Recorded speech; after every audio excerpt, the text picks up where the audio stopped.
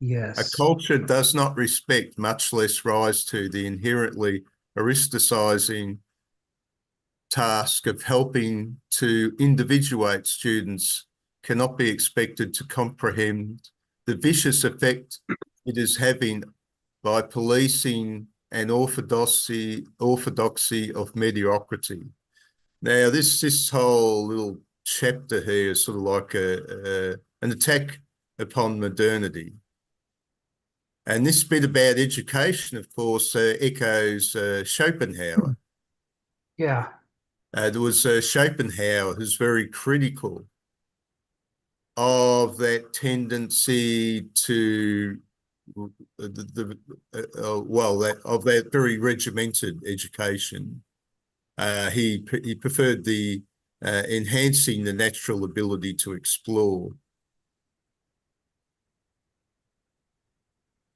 Yeah. Nietzsche picks that up from Schopenhauer.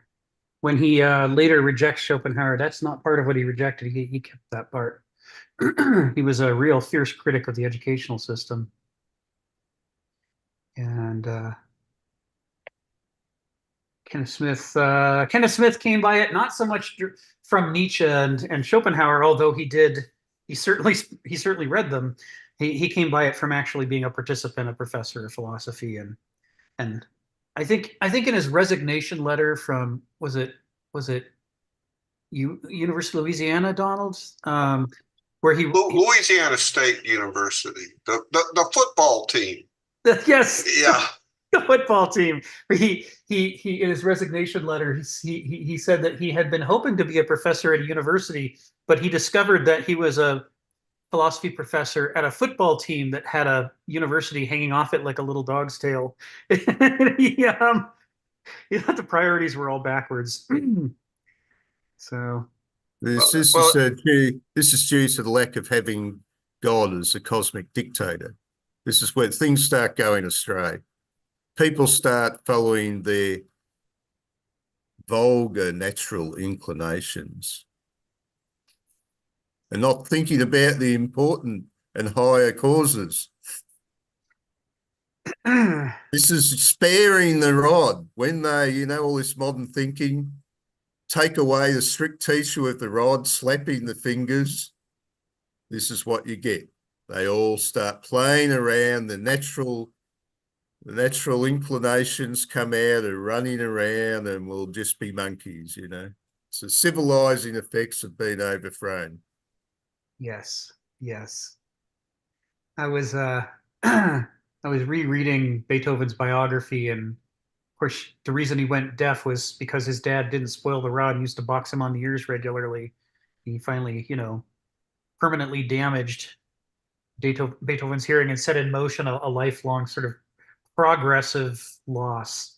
Um, it's I'm struck by a number of things about that, and one of them is, and I think we wildly underestimate how much child abuse there was in the generations before us.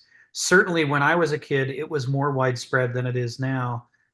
People didn't talk about it, but kids would come with welts and black eyes and so on, and so they'd have mysterious days out of school, and then they'd come back with injuries they couldn't explain.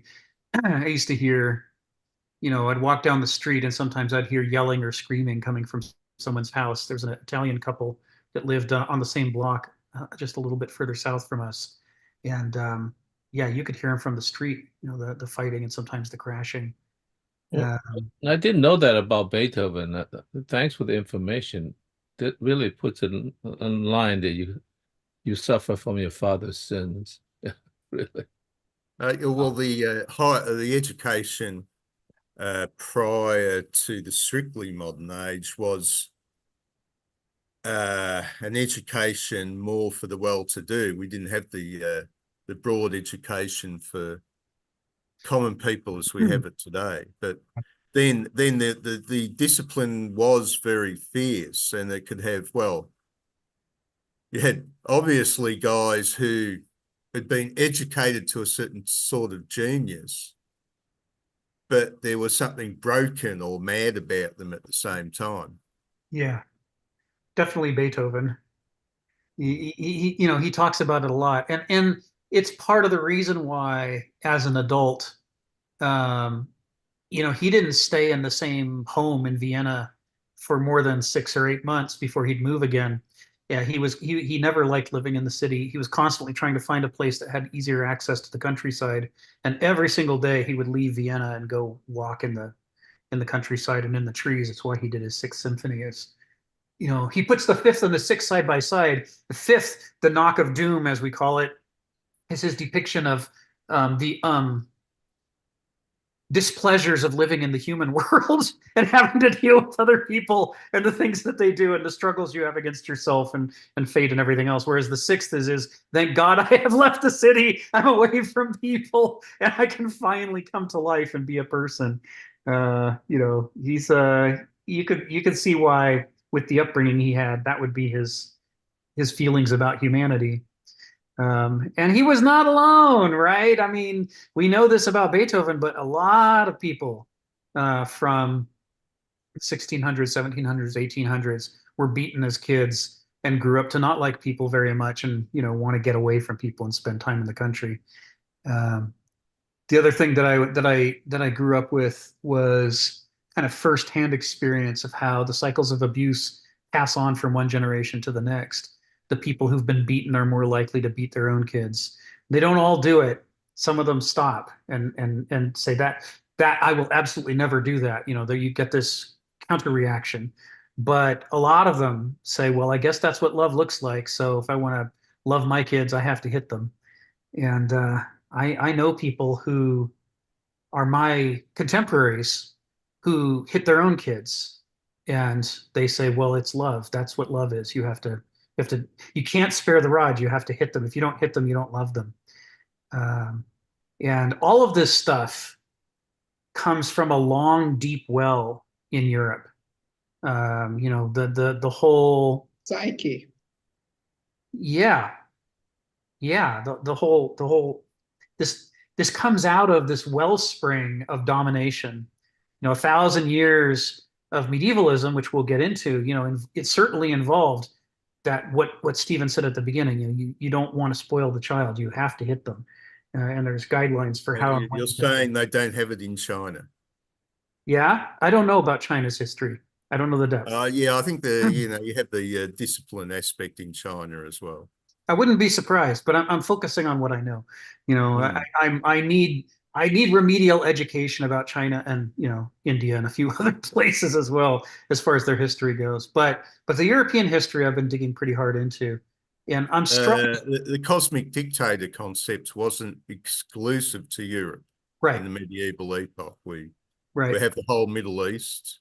Yeah, the Islamic elements was very much the god as dictator. Yeah, I like the later ironic situation that he didn't like everywhere he lived, but now every place could put up a plaque, Beethoven slept here. Oh yeah, I mean plaques like that could be all over Vienna. I know, that's really funny.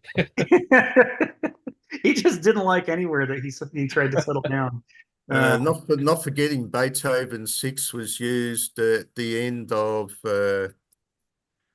what was it? It was that film with Charlton Heston and Soylent Green. Soylent Green, yeah, that was it. Yeah. You prefer orange, so what's your favorite color? If you like going out with Beethoven 6, do you like orange? I just rewatched that scene last week because of Beethoven 6. Yeah.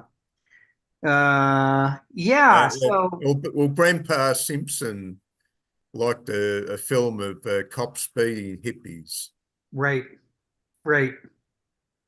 And you still see it all over modern society. This idea that if you let people do what they naturally would do, they will all kill and eat each other. That's all they'll do. It'll just be chaos everywhere. The immediate explosions and rocks through windows and murder and rape. That's what people would normally do. And so you have to hit them.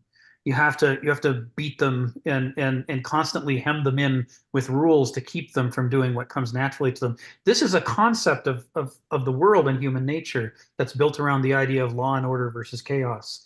And It has very deep roots. I mean, it changes character dramatically when you move from the ancient world to the medieval, and again from the medieval to the modern. But we've had it in common in one form or another across all three epochs. Um, and I also think, in light of what Stephen talked about, I think about that quote from Augustine talking about the dinner parties he used to go to with his parents, at which all the women had bruises on their faces, except his own mom. His own mom was the only one who didn't. And he said, that was not a testament to his father's character, because his father was just as hot-headed as anyone else. It was that his mom was just supremely good at managing her dad's emotions to try to reduce the frequency with which he hit her. But all the other women, all the other Roman women, and this is the intellectual class. This is upper class. We're not talking about we're not talking about the low laboring classes. We're talking about high educated people who are having discussions about morality and religion. And, they beat their wives to get what they want from them. And that was, he said it was the norm. That's doing the correct thing as far as they were going, though. His take was that was the norm at the time. That's what things were like. And he talks about that in part when he's talking about why Christianity took hold. So he's saying, Christianity offered a role for women to have positions of respect and leadership. You can see it in Paul's letters, at least the ones that haven't been edited as much. You can see where he's talking about, you should listen to so and so, and also so and so, and they're great speakers, and they're moved with the true spirit of God, and so there was and you also see it with, you can see it in Acts and in some of Paul's letters. There's this wealthy women of the ancient world sponsoring Christian get-togethers where people come together. They're really promoting the new religion, and this is what Augustine's writing about. He's saying a big part of it is that at least in the first century or two, at least in the beginning, there was more scope for women to not be being beat on all the time. So, where does spare the rod, spoil the child come from? Well, it's got very, very old roots in our culture. Wasn't that long ago that you were expected to hit your kids, you were expected to hit your wife, you were expected to beat your animals. And the rise of things like the ASPCA, was conspicuous. It was going against the tide to say you shouldn't be cruel to animals. It's really only in the latter part of the 20th century that you start to see the norm being to take kids away from parents who hit them. It just wasn't the norm for thousands of years in Europe. That was. I was looking at something about Umberto Eco and his points about fascism, and I was watching this YouTube video where a guy was rather critical of it. He's pointing out that Eco was being misleading. That is, that fascism was just as much a modern movement as Marxism was. And Eco's trying to say, oh, this is just the ancient forces of the past. Us Marxists and the modern people, forgetting, of course, the guy who started fascism had started out as a Marxist and had simply rearranged Marxism a little bit to create fascism. But I suddenly realised these movements are all totalising. They're all, once we've conquered the world and we make the entire world fit in our cookie cutter, like that ancient Procrustes, the ancient Greek Titan or whatever it is, because they were preceded by a monarchy which itself had become totalising. I mean, they overthrew the ancient regime, but the ancient regime had only really been going for a few centuries as the kingship that decided it was absolute. Mm-hmm. You go more to the Middle Ages, of course, you don't tend to have absolute kings. Right. You have a king trying to preside over a committee of powerful nobles. and the nobles often toppling the king rather easily. But this whole totalizing idea, once we get the power, once us, the Khmer Rouge, take over Cambodia, even though our sophistication's probably digging the latrine out in the jungle somewhere, once we take over a modern city, we'll right the world. We'll fix and everything. they get there and they suddenly realize they haven't got a clue how to run a modern city. Right. But they still have the totalizing vision. Right. It's been the dream for too long. They can't give it up now. Just because it's not working, that's no reason to give it up. So I'm going to take us back to the text because this is relevant, but a little aside what we've been talking about. So last week we went through the first two paragraphs of section G, character and class, and we were talking about this idea of you know, that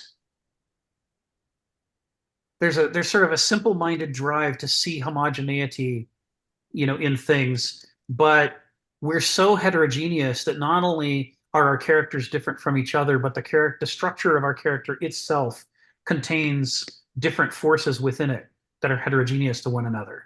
There's complex interactions between the different drives and motives within us are what result in the creation of our personality and behavior. If there isn't like some simple source, X marks the spot, this is where your character is. It's, there's this ancient conception of the character. Let me take a step back.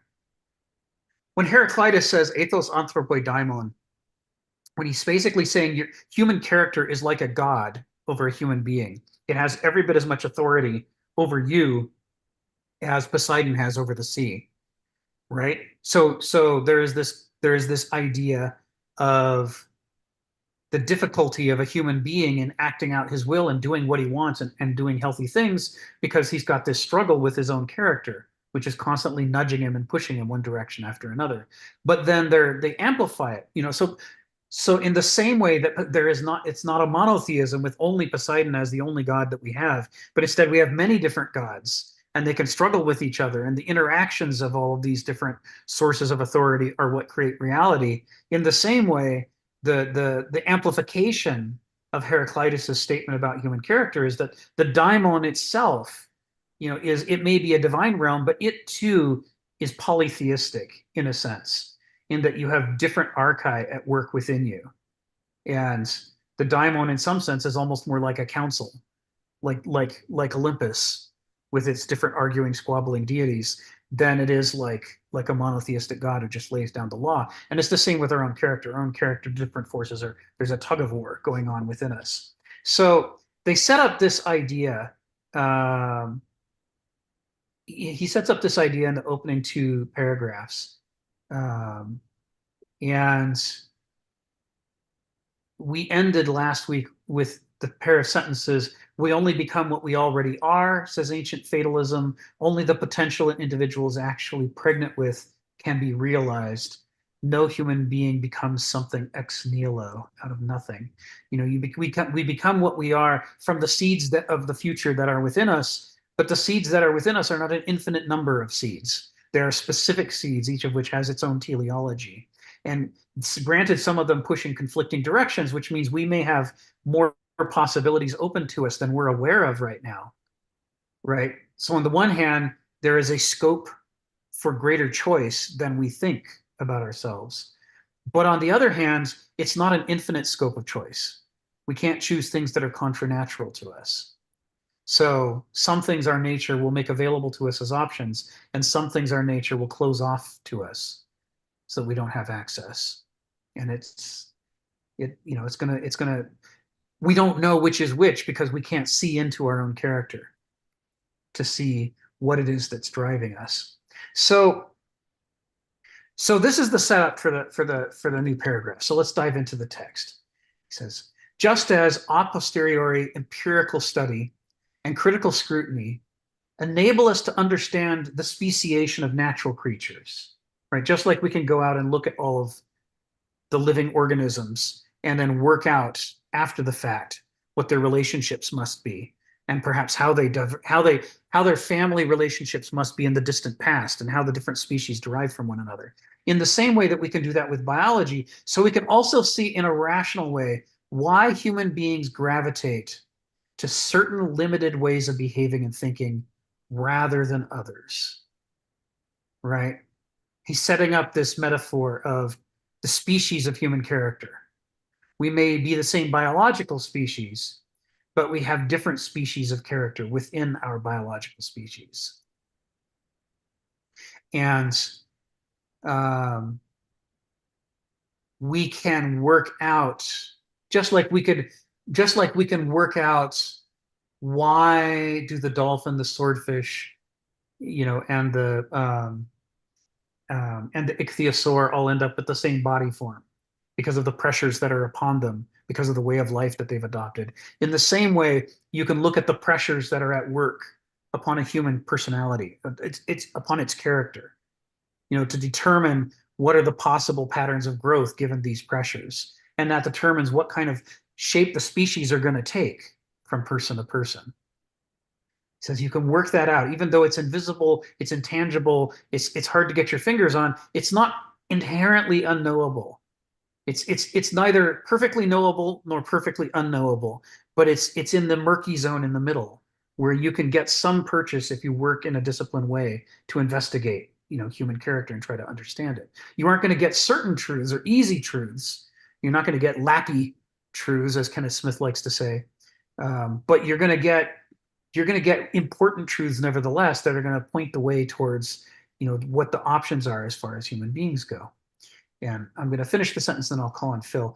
He says, why they are contented with one milieu, one set of friends, one religion or ideology rather than another, right? After the fact, if you have access to enough of them, you can start to work out why people behave the way that they do.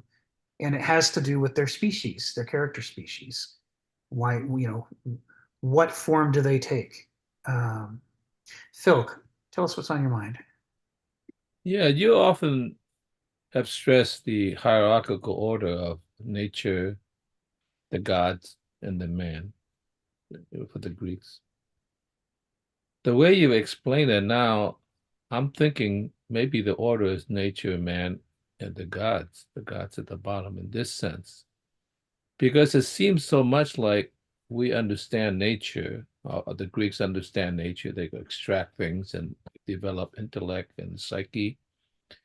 And the gods are a kind of projection or representation of the psyche itself rather than the other way around, rather than a downward projection of the gods, like as commanding us. It's almost as if that's a representation. And if that's true, then in a sense, if that's true, I wonder whether it seems like Plato might have understood that. But I wonder to what degree the intellectuals understand that that is a myth, and to what degree that the more common people actually believe that the gods were real. I mean, I wonder about that, because that order seems more reasonable to me than the other way around. So is that the beginning of this developing of a symbolic order? In some sense, because the psyche was slowly developing this. And so in some sense they coexisted, but in some sense was already an invention. The gods were already invention. And I guess, that would be if you're and the ones that know because you're smart or whatever, then it's a whisper campaign. You don't want to spread out the words. So in some sense, because like that would blow the divine order in a funny way. So could you say something about that? Because that seems like it's Yeah, you bet. sort of coming. It's a great question. Couple things about that. One is on the side of that. I mentioned, I think off and on over the past year, I've been talking about doing new diagrams to try to illustrate some of these relationships between the different dialectics that are involved here, and to make it easier to remember from one session to the next what we're talking about. I started into that work, and before I do the diagrams, I'm actually starting by making a character set, selecting Greek characters and runes and a few other sources for things to stand for these core concepts, to make it possible to do not a mathematics per se, but let's say the ability to precisely indicate what you mean. You can drop in the symbol for pathos or for phusis, into a discussion, or into a diagram to help illustrate relationships between these things. Because what you're asking about is a question of relationship. This is a place where it's really helpful to have read Christopher Alexander's 4-volume The Nature of Order. Both the first volume, whose name escapes, The Phenomena of Life, which he named after the Hans Jonas book. And then the second volume, The Process of Creating Life. Those two in particular are really useful in answering what you're asking about. One of the things he talks about with architecture, as with all living structure, he says, it's living systems get healthier and more alive when the relationships between them are strong and contribute. Because what you don't want, and this is a very Greek concern, what you don't want is you can't create a polis if you have a bunch of people who are all working against each other all the time. If all you have is competition and no cooperation, then you don't have a dialectic. You don't have a living system. So to make it work and be healthy and alive, you need a dialectic in which competition and cooperation are part of a system that pulls back and forth. In the same way, when you're designing architecture, you just plop down a bunch of individually designed houses next to each other and they have nothing to do with each other. You don't have a town. This is just a random assortment of buildings. They have no life. To have a life, the spaces in between need to be thought about. How do you and your neighbor relate to each other? What are the things that you do in your lives, and are the spaces in between organized in such a way that they contribute to and assist those interactions? You put one house behind the other and you can't get into it because there's no driveway to get access. This is not a functional situation. But if you rearrange them in a different way, then you can get into both of the houses and it becomes possible. These kinds of issues, Christopher Alexander says, in real life, we never start with a blank page. We always start with an existing situation that we have inherited and that we try to fix or improve. And it's through that process of improvement that we start to realize that there is a space in between it exists and it does not exist. And in that space is where design happens. And the design is oriented around what are the problems being projected by each member and their relationship to each other. There is, you can imagine it like dotted lines drawn for where there are things that should exist but don't, right? Like the missing driveway to let you get to the house that's behind. Just the presence of the second house behind the first house implies the driveway. You don't even need a human being to say, I think there should be a driveway. It doesn't matter whether it occurs to any human being. The problems of having those two houses in that position automatically project the missing driveway, like with dotted lines. He says you can see it for sure when you look at growth patterns in a forest. A tree falls down, it opens up a gap that wasn't there before. And you can just sketch in with dotted lines. Saplings are going to populate this area and move into it because you have light that's not being harnessed. The purpose of a forest is to maximally harness the light into growth. That's what it does. And so if you've got wasted light that's just dropping onto the ground, something will move into that space. There's a projection.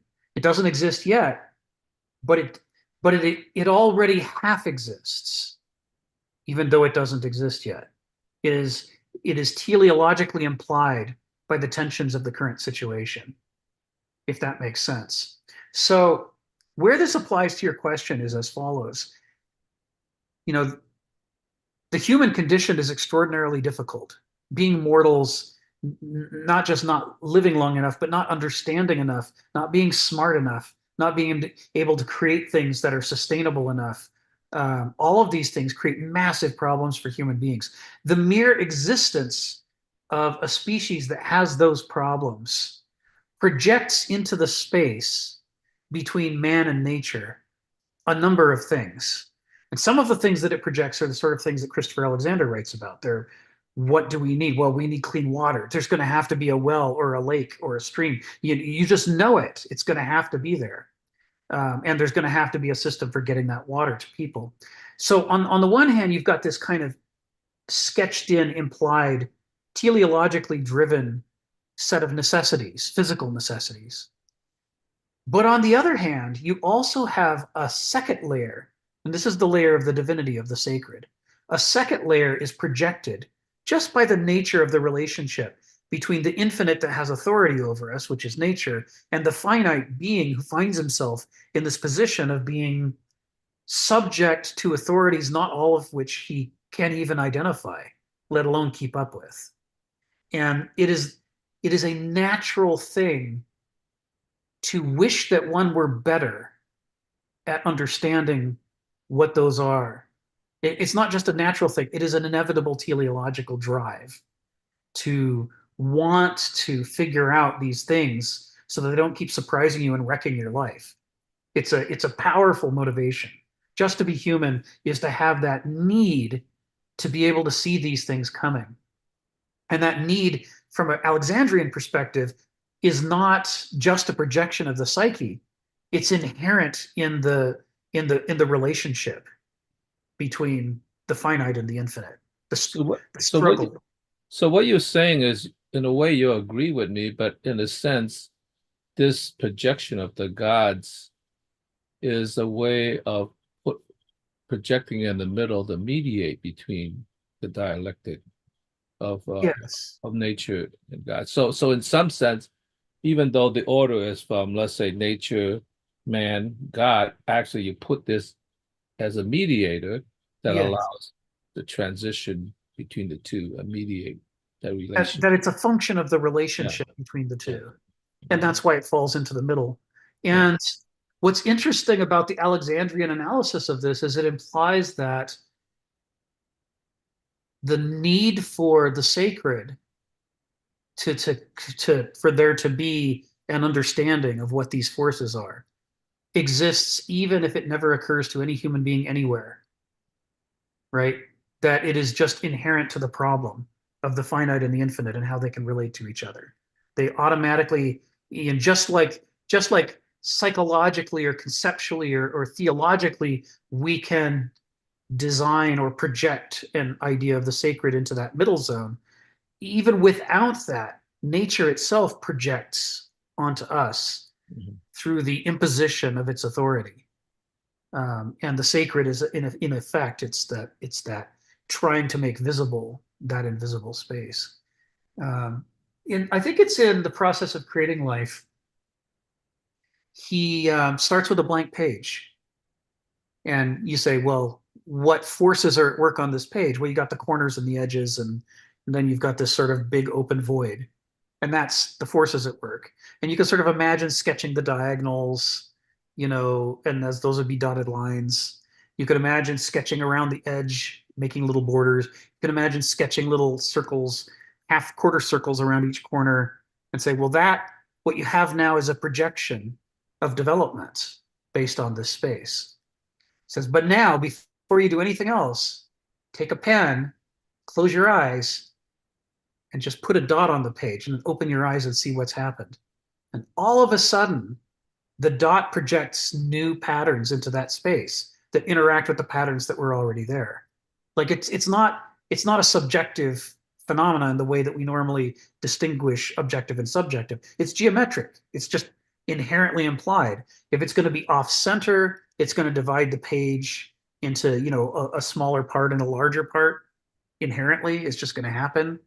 You can sort of imagine now you get a dotted circle around the dot. That's sort of a center, an area centered by that dot, and then its interactions with the corners and the edges. All that stuff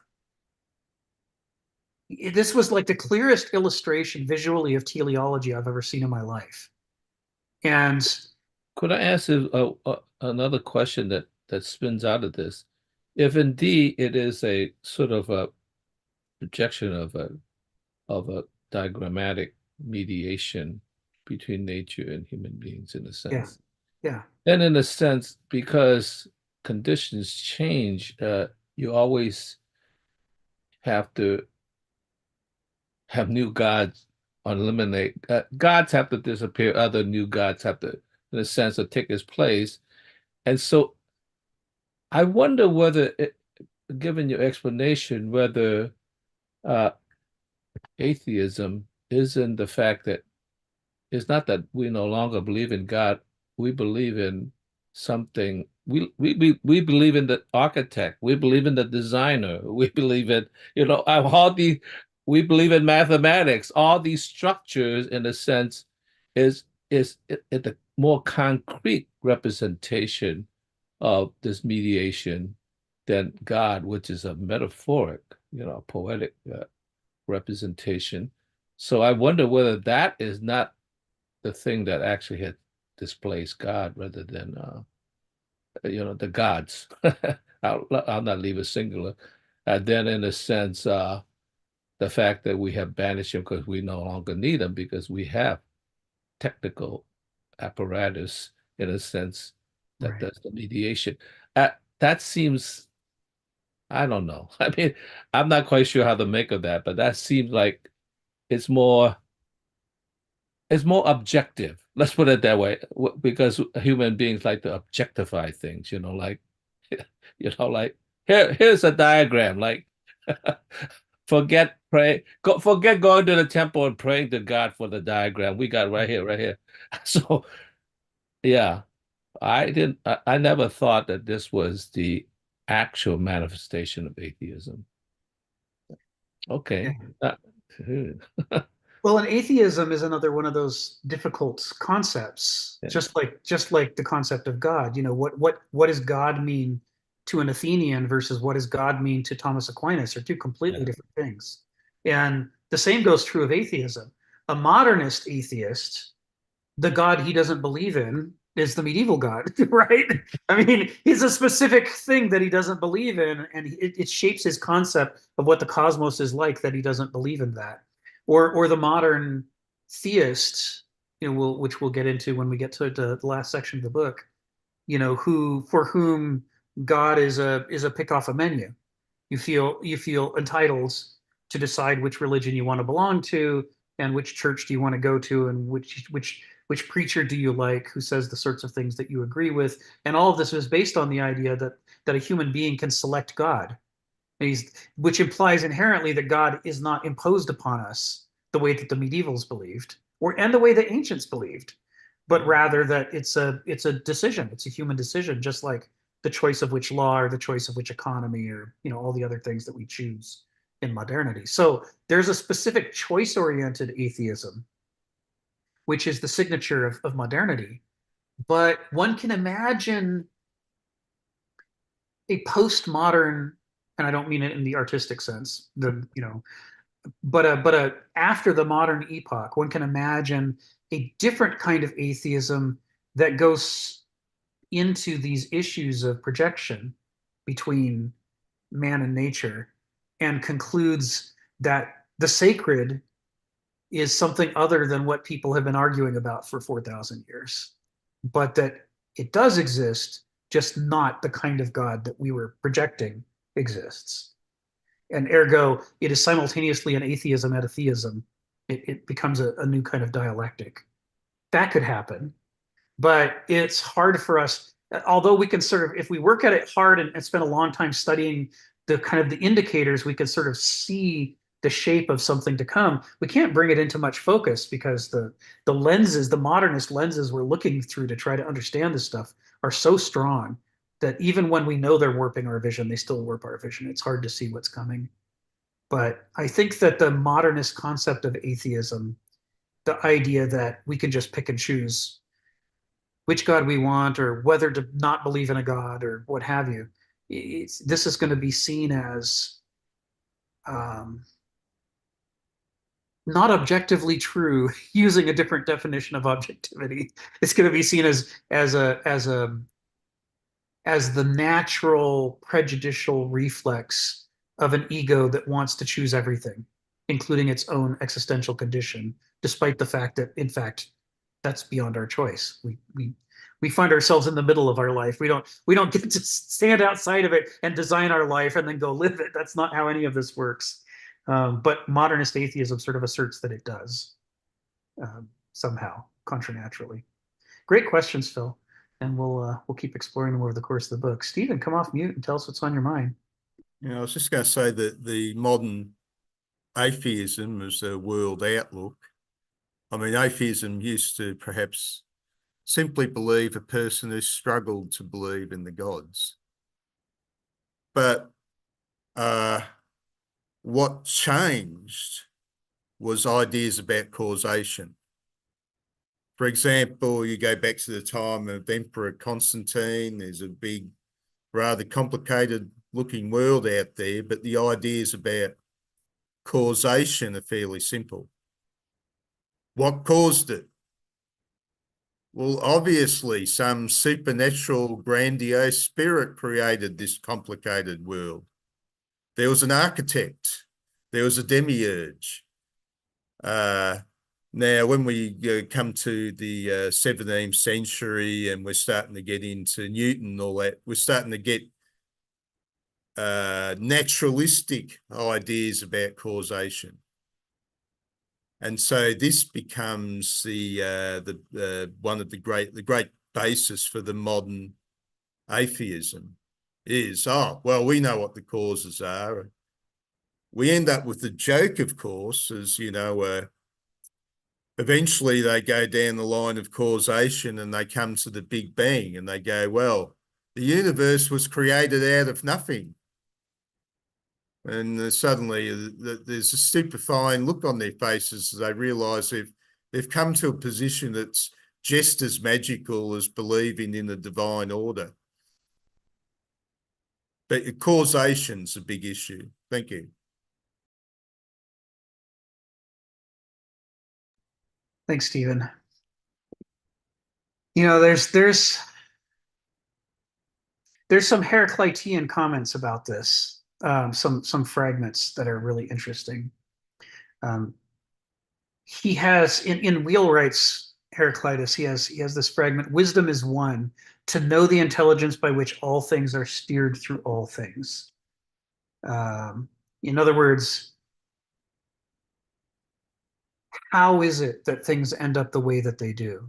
And not as a simple line of logical deduction, but rather, what is the interpenetration of forces steered through all things? He says there's this conflict. War is the father of all things. There is this dynamism, a universe of energies of archai that are combining and not in a clean, smooth balance or compromise way, but through some kind of conflict and resolution. He's attempting to find words to describe the dialectic, and he doesn't have them. Although we owe the term palintropy to him, and I'm bringing that back into English because there's just nothing like it. So, but he also says in a fragment that's side by side with it, at least in the Wheelwright, he says, "Wisdom is one and unique. It is willing and yet unwilling to be called by the name of Zeus." What I love about that is that he is both agreeing with the general Olympian perspective that Zeus is the god of authority, above more than the lightning bolt. He's the god of authority, right? Because he's the one who can tug of war with all the rest of the Olympians. They can all be at the other end of the line. He can still pull and be even against them. But elsewhere, he talks about the lightning bolts, steering through all things. And of course, the lightning bolt ties us back to Zeus. So he's got this little circle of fragments that people don't normally put together, in which he's basically saying that the authority that Zeus has specifically is that knowledge of how, the knowledge of Phusis, the knowledge of how all things unfold over time. And he has that because of all the Olympians, he listens to the fates more than the rest of them do. He doesn't have them in his back pocket. He's more like the guy who goes and listens and watch, to their discussions while they're weaving. And of course, they likewise have access to Ananke, the dark goddess of necessity, who causes all things to be set in motion. So you see here, this goes back to kind of some things we were talking about earlier. You see here how he's equivocating on the topic of whether the Olympian religion is literally true the way that it's stated, whether it's metaphorically true, or whether, as he implies, there's something more complex going on that falls between truth and falsehood, where the normal way of understanding Zeus is too simple, but it's not entirely wrong, willing and yet unwilling. It's you're in the ballpark, but you're missing the point, right? Is kind of his take on the popular appreciation of a religion in his time. And he's got plenty of places in other fragments where he has real deprecating things to say about the way most people practice religion in his age. But you can see that what he's doing is he's tying together the concepts of authority and wisdom and causality into a little neat package. And it's not like an escapist philosopher's package in which it's a tidy recipe. It's an existentialist package that's based on the dialectic. So he's saying, from this, enormous numbers of things will flow, but where they flow, it's up to the principles and not up to me. I don't get to give you a tidy recipe and you don't get to receive one, but you get to understand the general pattern that's occurring over and over throughout nature. And this is what Kenneth Smith's talking about in this paragraph 3 that we're in section G, character and class. He's talking about the fact that just like in nature, you can gradually work backwards from what you see if you study hard enough and long enough and pay attention and don't disregard the anomalies just because they don't fit your theory. If you keep revising your theories and going at it, you will eventually begin to see the invisible in a way. You can even see millions of years of evolution, even billions of years of evolution, sketched backwards, like in a Christopher Alexandrian way. You could see the reverse teleology of how we had to have got here. And yeah, it's a messy process, right? I mean, what happens with the original attempts to sort out living organisms into groups is too focused on their shapes and their behaviors. And gradually we come to understand that completely unrelated things can end up on the same shape and behavior because of the forces that they're subject to in nature. But now when we add the extra dimensions of genetic analysis and proteinomics, which I find fascinating, people don't talk about that nearly enough, but it's just as big right now. Studying the evolution of proteins and their relationships to each other is like the flip side of studying the genes, since the proteins are copied off of the RNA, which is copied off of the DNA. With these kinds of mechanisms, we're able to correct the errors, at least some of the errors that we've made in sketching backwards to figure out how we got here. With this new additional information, we can fix it and say, well, okay, those things aren't related just because they look the same. There is no one group shrews that contains every mammal that looks like a shrew. They're almost all unrelated to each other. It explodes out into like 8 or 12 different, different classes of mammals. Different orders of mammals. So in the same way, he's saying we can do that with human beings. We have to be willing to get answers we don't like. And for that reason alone, most people aren't going to do this because they're just way too overcommitted to getting the answers they want about what is human nature. Like if you believe that you need to hit your kid with a rod, you are not going to like any scientific conclusion that says that that's a bad idea. You're just not going to want it.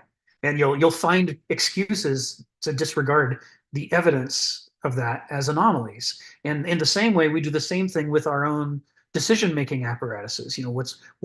How do we think? What is the nature of the brain? What is the nature of character? What's the nature of decision-making? What are these cultures that we make? What if my culture isn't the best of all cultures? What if my language isn't the best of all languages? All these sorts of unpleasant things that come up as scientific conclusions from this investigation are going to rule out most people from wanting to do it. But if we're willing to take the existentialist challenge and dig in for the long haul in characterology, just like we are in biology, then we're going to reach well, then the ancients reach these conclusions, let's say. Whether we will or not is a whole open question. We haven't even started. Phil, come off mute. Tell us what's on your mind. Yeah, what you're talking about, I just recently had a discussion in another meeting about this because there's in a contemporary, I guess, thinking population about philosophy that we are at the end of philosophy. And there seems to be, in my mind at least, I'm probably very naive in this, two camps. One which you would call roughly existential. The other one is more kind of more scientific or logical. It seems that the contrast, in a sense, is between what is exactly the relationship between truth and wisdom. And I suppose you could say in that scientific camp or the rationalist camp is that wisdom is really just kind of a temporary holdover with a certain amount of ambiguity until you could get very close or closer to the truth, because that's what we really want to know, an objective delineation of what things really are. And wisdom is, in a sense, an admission that we are human and we are finite. We can never really know the truth. But if you have a technology, in a sense, and a linguistic structure such as mathematics, which is highly developed, then you could sort of uncover the truth, because we could see things now billions of light years away, where our limited senses could not ever see. And we could not even see the colors of these galaxies because they're in a different wavelength that our eyes do not register. We could register the wavelengths, and the reason why we have picture of it is it's translated back down to a frequency that we could, and they say, oh, this is beautiful, but the galaxy is nothing like what it appears to us, okay? As you could say, well, these instrumentation, in a sense, has made, in a sense, the invisible to become visible in a metaphorical sense. So that's one argument. So if we got the real cosmos rather than God's waving a wand or whatever he does, that we're closer to truth than this metaphor of God's, creating this thing that's infinite in his nature. So that would be one argument why we no longer need philosophy, because wisdom is inferior to the actual reality of things. Okay, that would be one argument. In some sense, it seems reasonable that you would have that approach, now with the modern technology we have.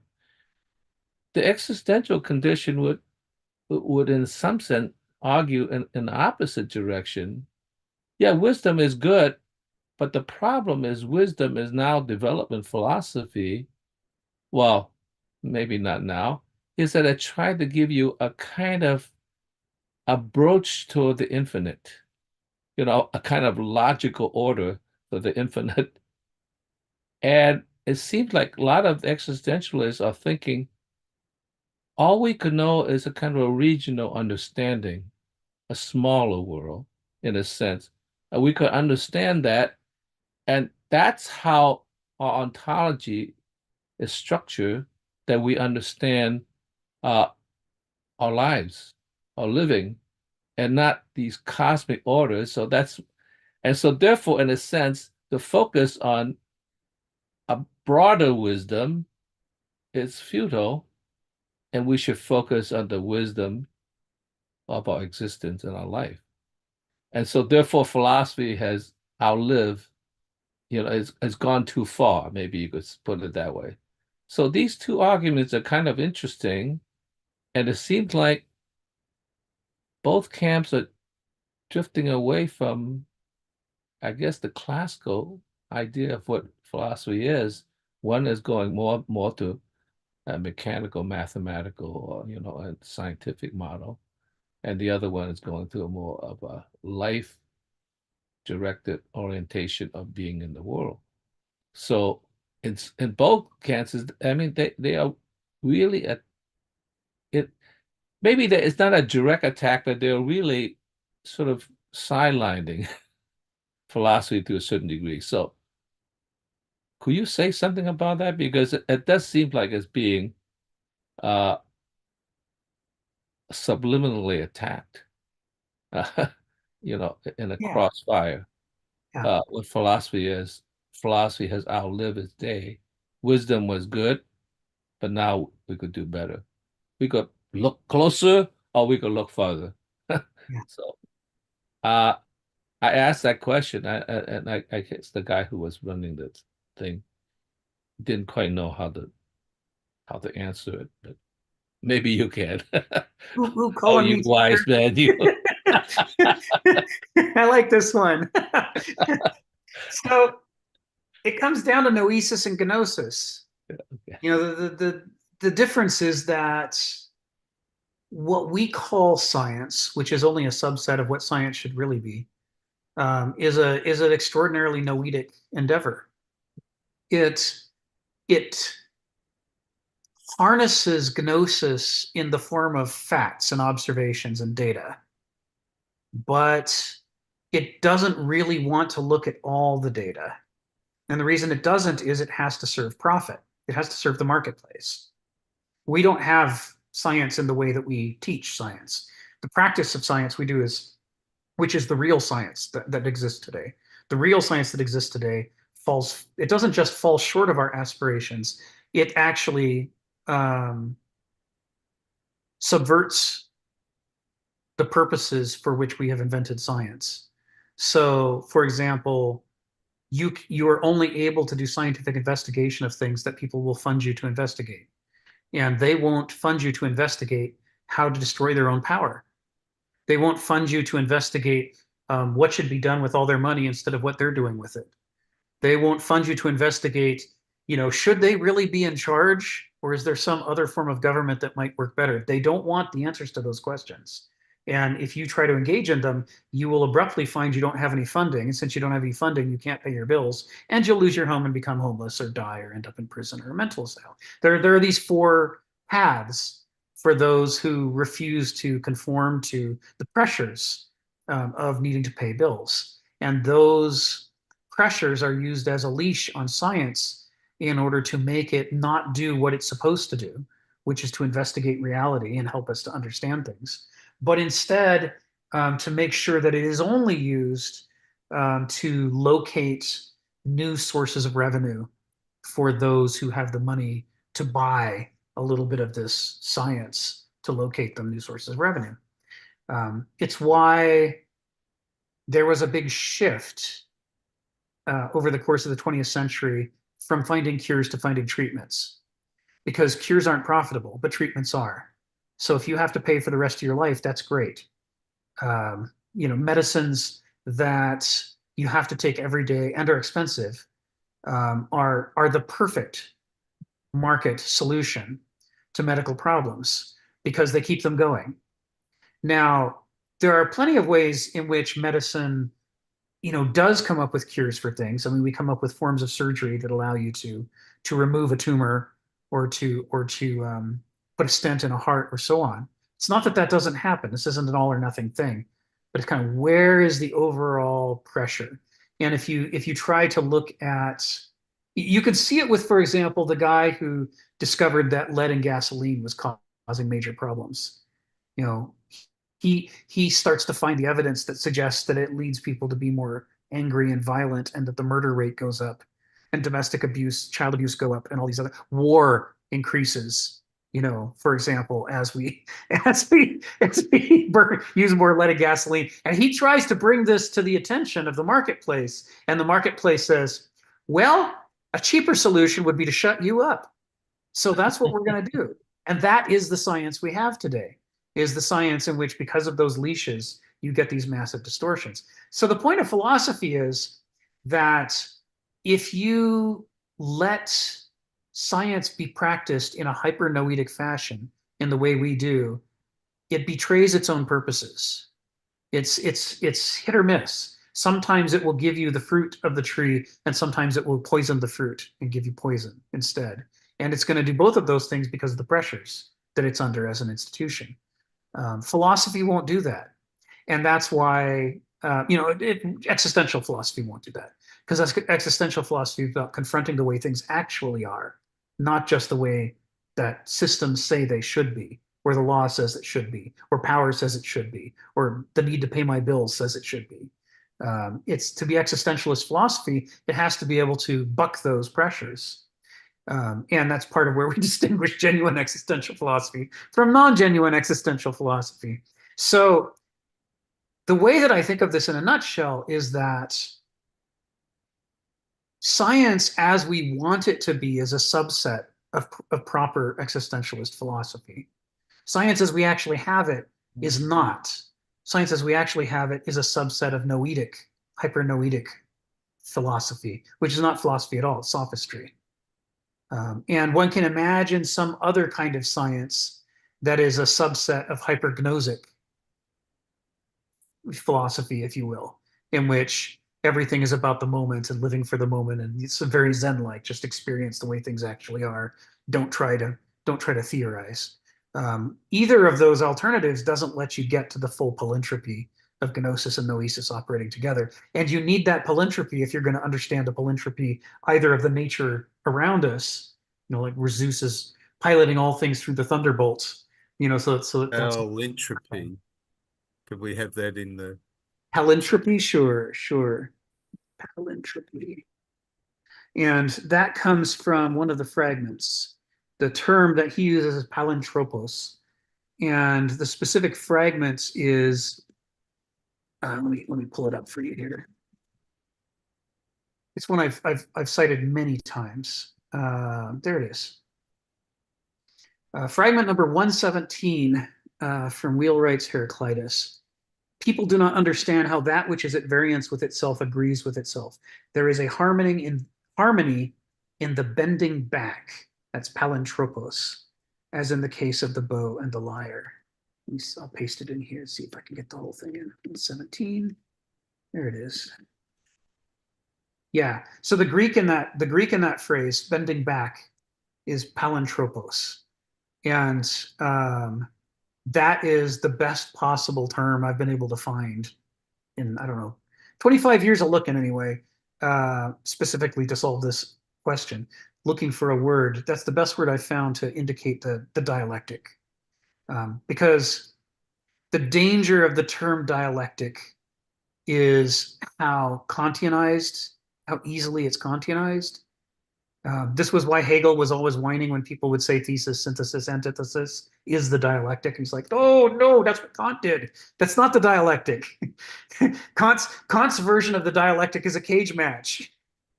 I found this, I found that, I throw them in the ring together, we get a synthesis, right? He's like, no, that's not how it works. Hegel says the way it works is that the antithesis develops out of the thesis. We're talking about stages of development. The negation of the thesis leads to the development of the antithesis, and the inadequacies of the antithesis in its relationship to the thesis eventually lead to the development of the synthesis. And that is the only form of these things that matters in the real world, and the other thing is just a mental masturbation. He really didn't have any patience for the thesis, antithesis, synthesis. So we need a term that explains this harnessing of forces together that naturally happens through development, the bud, the blossom, and the fruit. And that's what Heraclitus is talking about right here. Right here. This is. So you're telling me that the dollar is not God.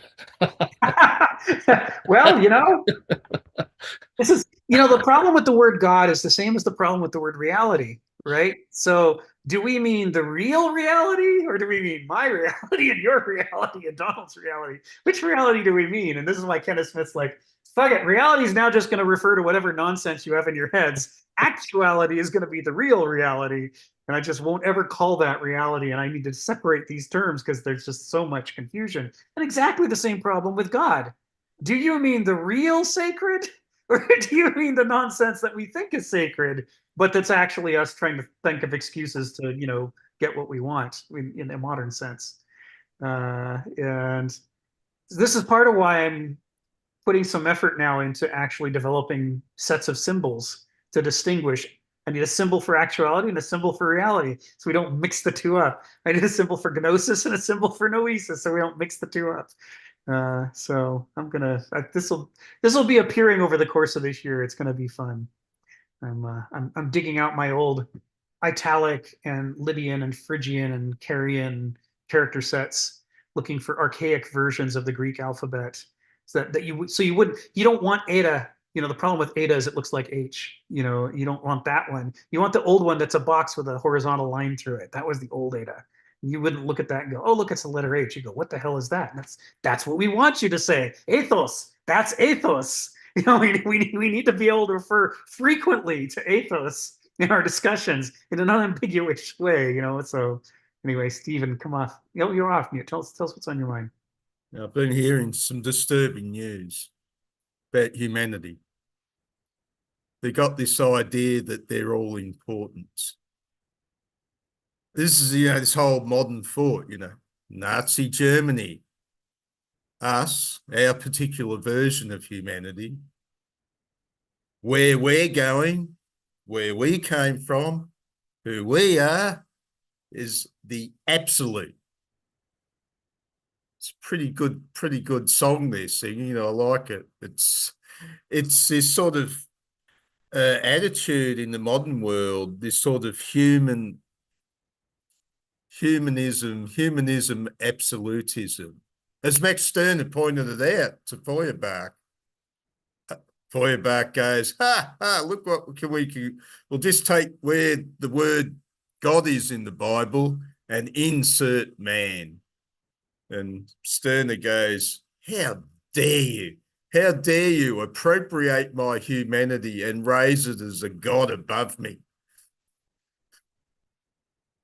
And this is what people are doing all the time. And I know Nietzsche sneeringly refers to humanity as the herd.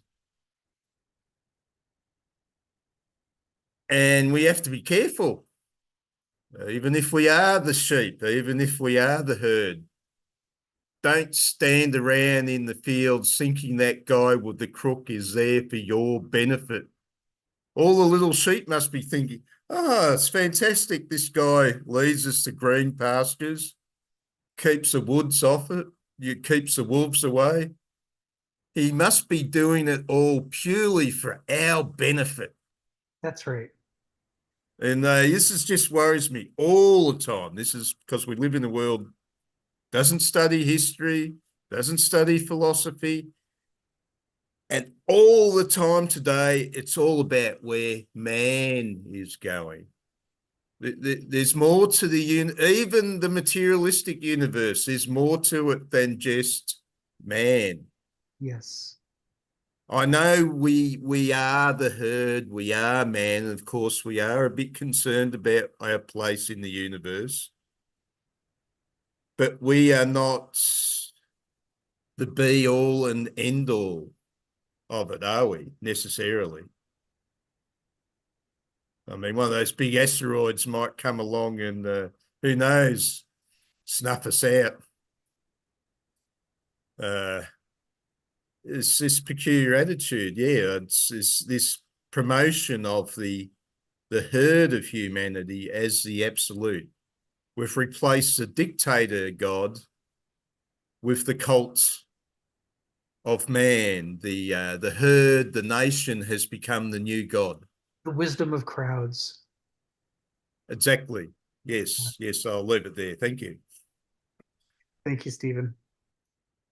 Yeah, I was going on these classical music forums looking for great performances of Beethoven's Sixth, Sibelius Sixth, Sibelius's Fifth, Seventh, Second. What are the really great performances? And I found this guy I'm enjoying, who's doing videos on YouTube, who's been a classical music performance critic for, I don't know, many decades, and I think he's just reached the point where he's like, I'm tired of writing articles. I'm just going to do these videos, and I'm just going to tell you what I think, and I'm going to tell you why I think it. And he's got pretty good arguments, I gotta say, after having listened to classical music for a long time. But he'll talk about why this performance isn't as good because this symphony, depends upon the dialogue between the woodwinds and the strings. But this conductor doesn't like woodwinds and he loves strings. So he puts twice as many strings in, and now you can't hear the woodwinds at all. So this can't count as a great performance of the symphony because it's a dialogue in which one side is yelling and the other side is whispering. That's not what Beethoven wrote. And then he'll tell you, okay, so you could hear the passage and you can hear how you can't hear the woodwinds, right? Now hear it done right. Oh yeah, now it's a dialogue. This is great. And people in the comments will say, hey, that was a great video. Thanks for posting. By the way, my favorite is, and then they'll say the one that he said was the broken one.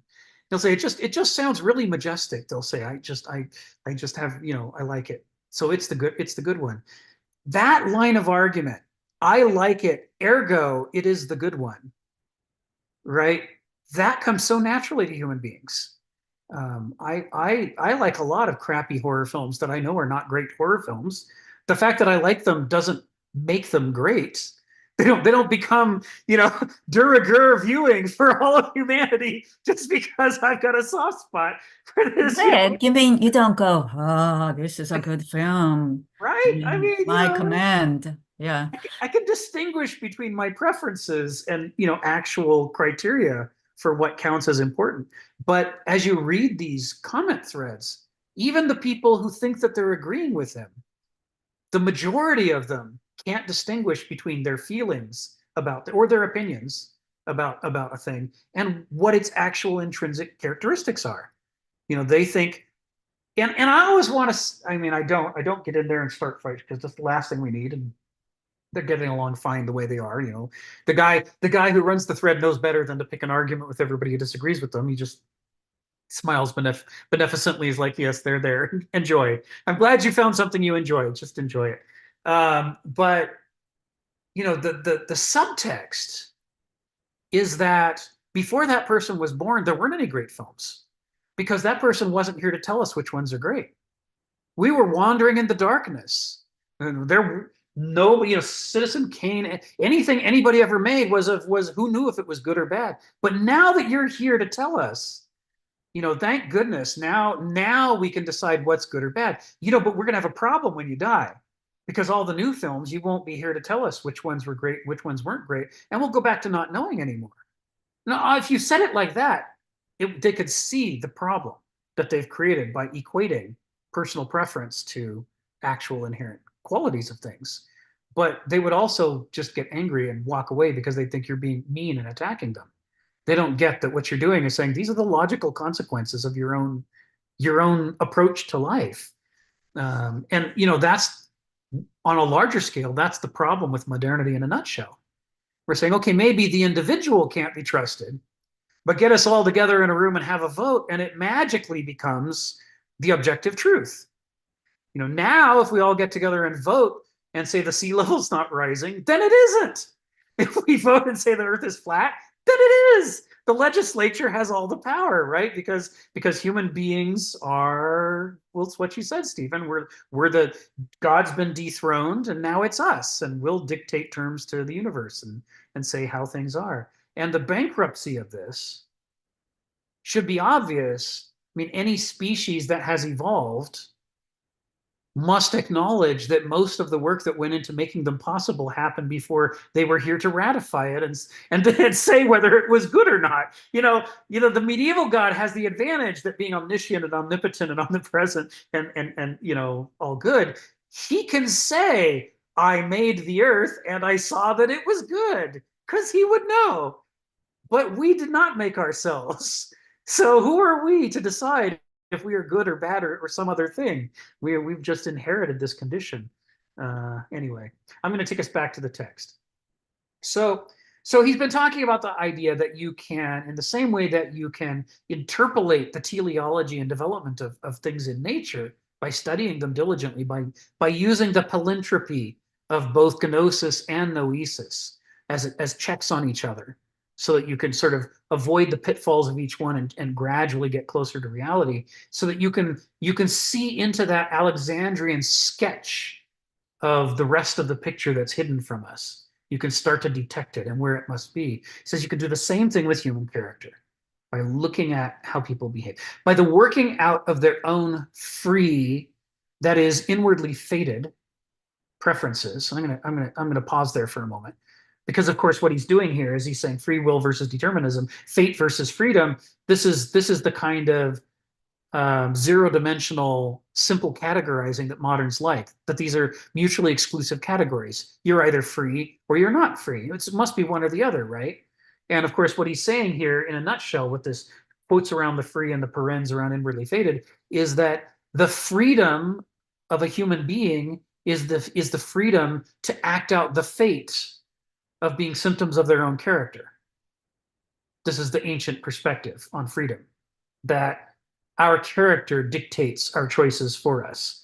Out of the infinite number of things we see around us, it is our unconscious, the character acting through our unconscious, that does almost all of the work and suppresses essentially an infinite number of things to leave only 7 plus or minus 2 that we notice. And then our conscious mind engages with those 7 plus or minus 2 things, having missed almost the complete picture, and comes to the conclusion that it is free to decide what it wants to do with those 7 plus or minus 2 things. It's like, yeah, but you missed everything else. Where's the freedom? This is Chomsky's critique of the US media, right? That there's lots of things you're not allowed to talk about, but if all they do is tell you you're not allowed to talk about it, you'll think you aren't free.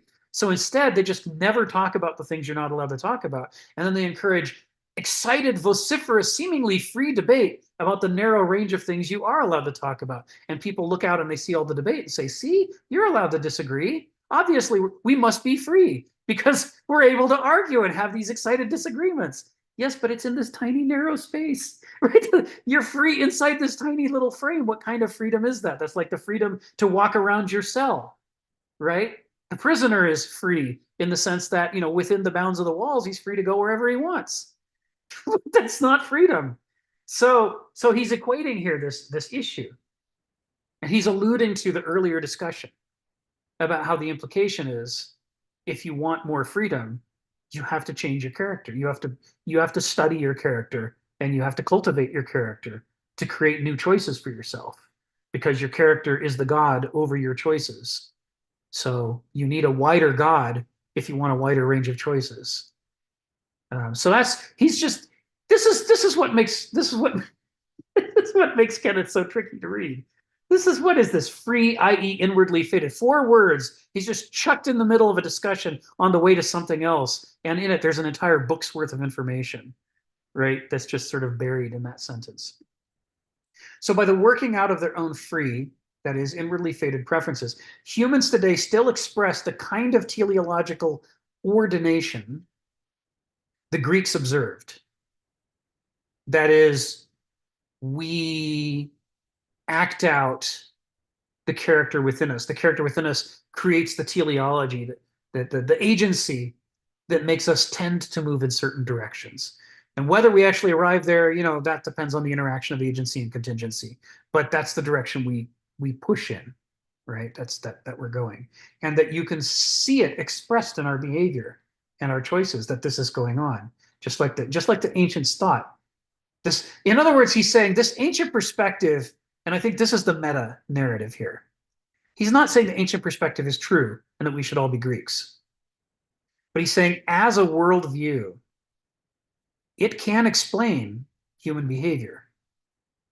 It may not be the only explanation or the complete explanation, but it's as valid an explanation as the ones that we use in the modern world. He's underscoring the entire project of this book in this sentence. He says, but today it is with far less likelihood of self-fulfillment, thanks to a morally chaotizing and philosophically stupefying culture. This goes back to what Stephen was saying earlier. And an economy with more insidiously totalitarian forms of control over motivation and reinforcement, right? So we mentioned before the idea that the medieval theocrats wished that they could exterminate all other religions than their own. And they wish that they could exterminate all variations on their orthodoxy and have everybody think exactly the same thing and everybody obey, because they thought that if they could do that, then God could rule the world and we could live in a paradise. Because God knows what's best for us. He knows all. He's all good. He's all powerful. All we have to do is stop governing ourselves according to other criteria. If we govern ourselves only according to that criteria, then finally we can have paradise on earth. Right? The only problem is diversity. We just have to exterminate that, and everything will be fine as soon as we're all homogenized. But they couldn't pull it off. They lacked the scientific and technological capabilities. They couldn't win all the wars against Islam. I mean, they were barely able to push the Moors out of Spain, and that took that's what, 800 years to push them. No, it's 700 years. I'm exaggerating. 600 years. But still, over half a millennium it took to push the Moors out of Spain. They wanted to conquer the Holy Lands, but it kept being give and take. They couldn't hang on to it. And ideally, if they could have had their way, they would have, run over the entire Muslim world and converted them all to Christianity. And they tried. If they could have done it, they would have committed the perfect genocide against Islam. They would have liked to have done it against the Jews. They'd have liked to do it across Asia and Africa and North and South America, but they lacked the capacity, right? So even living inside a totalitarianizing, genocidal, openly stated totalitarianizing, genocidal epoch, who says this is our goals and we have excellent reasons to want to do this, and we believe with all of our heart that this needs to be done, and we're going to amass all of our resources and put them towards it. You still had more variation in belief during the medieval epoch than you have today. This is the subtext of this sentence. Today we have, he says, more insidiously totalitarian forms of control. More than what? More than the ancients. The Romans couldn't get everybody to think the same thing. The Greeks couldn't do it. The medievals couldn't do it. But we can do it. We get most people thinking the same things, except within the frame that we allow them to vigorously disagree about. And what's inside that frame? That's the stuff we don't care about. Which Star Trek do you prefer? Do you like Star Trek or Star Wars? What's your favorite color? Which restaurant do you want to shop at? These are the things that don't matter. We let people vigorously argue about that stuff. But did you not want to be part of the global economy? Tough. Sorry. Sounds like you need some freedom. We need to come in there and free you from your idea that you shouldn't be part of our economy. So we know what's best for you. And we know how to raise you in such a way that you can go through this process and come out the other side and think that you were free the whole way through, and that you weren't just captured. We manufacture consent on a scale that was never possible before. Industrialization and science made that possible. So, ironically, the epoch that calls itself the freest is the one that's the least free, because there's the least variation when it comes to the most important questions. That's what he's saying here. That's the subtext of this. And what's ironic about it is that, in a classically Marxist analysis, we're a society whose economy is built around the bourgeoisie and the proletariat. So we don't technically have slavery. Whereas the ancient world of the Greeks was a slave society. And they said it openly. Yeah, we keep slaves. Athens, a third of the population, or 2/3 of the population, depending on how you sort the Banalsoi, were slaves. In Sparta, what was it, 20 to 1? 20 slaves to one free person? These are slave societies. Ostensibly, you're not free because you're a slave. But practically, the slaves could think just about anything they wanted to. Whereas in America, the free people mostly think the same stuff and think that they arrived at it by their own conclusions. The amount of money, E.R. Beadle has this quote that Kenneth Smith loves to quote. Half the work that's done in the world is to make things appear other than they actually are. The amount of money that's spent on entertainment and news media and political campaigns and advertising and public relations and spin doctoring, this is a massive multi-trillion-dollar part of the world economy. And it's all dedicated to controlling what we think in a way that leaves us feeling that we are free to think whatever we want. We just don't feel like thinking any of those controversial things. We just feel like thinking. It's our free action acting out that we feel like thinking what others have decided it's best for us to think. That's the kind of freedom that we have. And that's why he says inwardly fated. Right? We're not obviously constrained. We're unobviously constrained. Stephen, come off mute and tell us what's on your mind. Yes, we'll put in a word for the other side, since the poor Europeans have been picked on again. That everybody forgets. They think, the Islamic wars were something peculiar to the Middle Ages, completely and utterly forgetting that came into modern time. You had the Ottoman Empire. Its plan was to overrun Europe. Only a few centuries ago, the Ottoman Empire was pretty much more on the way to overrunning Europe than Europe was to overrunning the Middle East.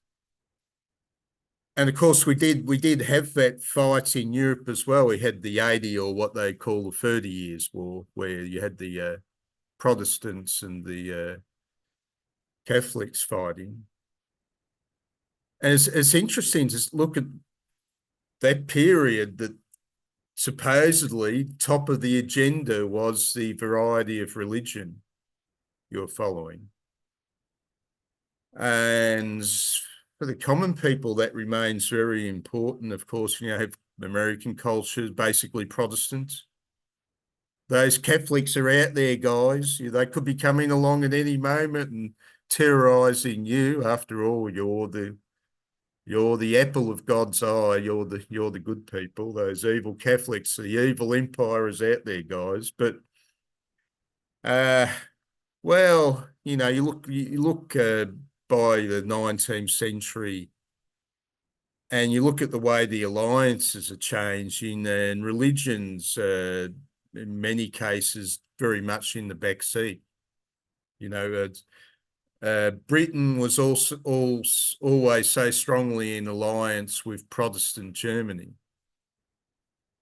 But when the German Empire showed up, they were quite happy to suddenly start becoming best of friends with Catholics, the French, opposed to the Germans. Suddenly, supposedly, they kept on saying, oh, we're Protestants, were brought up in the Anglican Church, and, every day it was drummed into me, and then suddenly religion's in the back seat. Something else has taken over.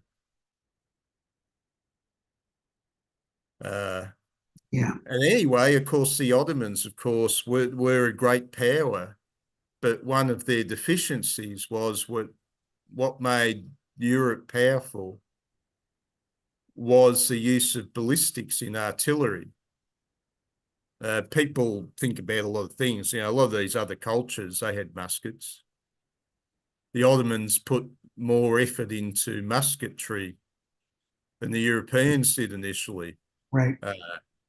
The Mughals of India used a lot of musketry, but it was actually in the 30 Years' War, the weapon the Protestants evolved that defeated the Habsburg armies, which were very similar to the Ottomans or the Mughals, was the use of mobile field artillery, which, if you have got an officer who knows his ballistics, Yeah. is pretty good at dropping those little cannonballs on those mass formations of infantry, which for thousands of years had done so well, until the little cannonballs came along and rolled over them. But of course, the imams of the Ottoman Empire looked at, the Newtonian stuff and the ballistics, and I'd be fascinated to see the arguments they had that it was godless. Mm-hmm. I really think there must be stuff that you want to dig out, these imams arguing, this is all heresy, this is all godless stuff, this vision of the world that looks at it as if it's a mathematical formula or a machine is godless. And they could have been right, actually. Thank you. Thank you, Stephen. Yeah, when I go after European history, it's not because I'm saying Europeans are worse than everybody else. It's because I'm of European descent. This is the history I know best. So I'm having a go at my own people. I'm working on the problems in my own backyard first. So, there is a long history of medievalism in Islam as well. And, we see that not just during the Middle Ages, but in, the transitions from Catholicism, not modern Catholicism, but medieval Catholicism to Protestantism are right on the boundary between medievalism and modernity.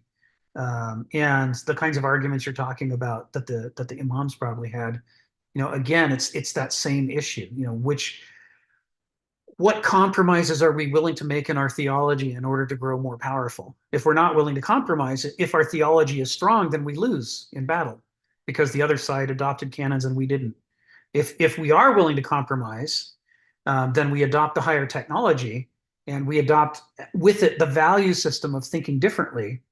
And so, in a sense, we stop being who we were to a certain extent, but we're able to be more powerful and succeed and beat the other guy, which forces him to stop being who he is.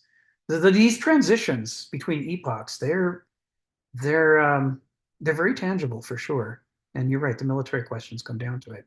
I remember the first time I realized that one of my favorite piano sonatas by Mozart was called Turkish, because he liked to go out to the walls and transcribe, the music that the Ottomans were playing out there. The Turkish armies, they're having dances between battles, and he's sitting there busily writing down the music, going, "This is great." And some of it survives to this day in his. He's got a violin concerto as well. His fifth violin concerto has a Turkish section. It's fantastic. It's running up and down the walls of Vienna saying, isn't the European domination of the world grandiose while you're surrounded by Ottomans? Right. And that's Mozart's time. That's pretty recent, right? I think in the same way about Beethoven pissed off at Napoleon later on, because Napoleon's besieging Vienna. And Beethoven's like, I dedicated my third symphony to you, you bastard. He crosses out Napoleon's name. It's like, this is definitely not about you, because you do not represent. We thought you represented the modern man that we were all going to ascribe to be, but you're just another goddamn egotist, still trying to carry out these ancient vendettas and trying to prove who's the boss. Okay, you see that military form a transformation. We go from that period where we have those massive armies that the Habsburgs tried to use to dominate Europe. Right. And the Protestants learned a lighter warfare technique, which we see thoroughly evolved by Napoleon's time. Mm-hmm. And the use of ballistics and very sophisticated artillery to shake up the opponents. Yeah. And of course, you could no longer have, say, something like the pike formation, where you have this, huge block of men that were going to overrun anything. Of course, perfect target for a cannonball. If you can lob a cannonball on top of that, you've cleaned the man off. By Napoleon's time, we have the thin line. They wouldn't allow a line to be any deeper than 3 men. Usually only 2 men, because they were just cannon fodder. Right. Yeah, and you can see how this works, right? There is a sort of a ratchet quality to progress where, the old order is too powerful, so it stagnates. It doesn't pick up the new technology and science because it can suppress it. It's got the power required to impose its will upon the science of the day, but that makes them moribund.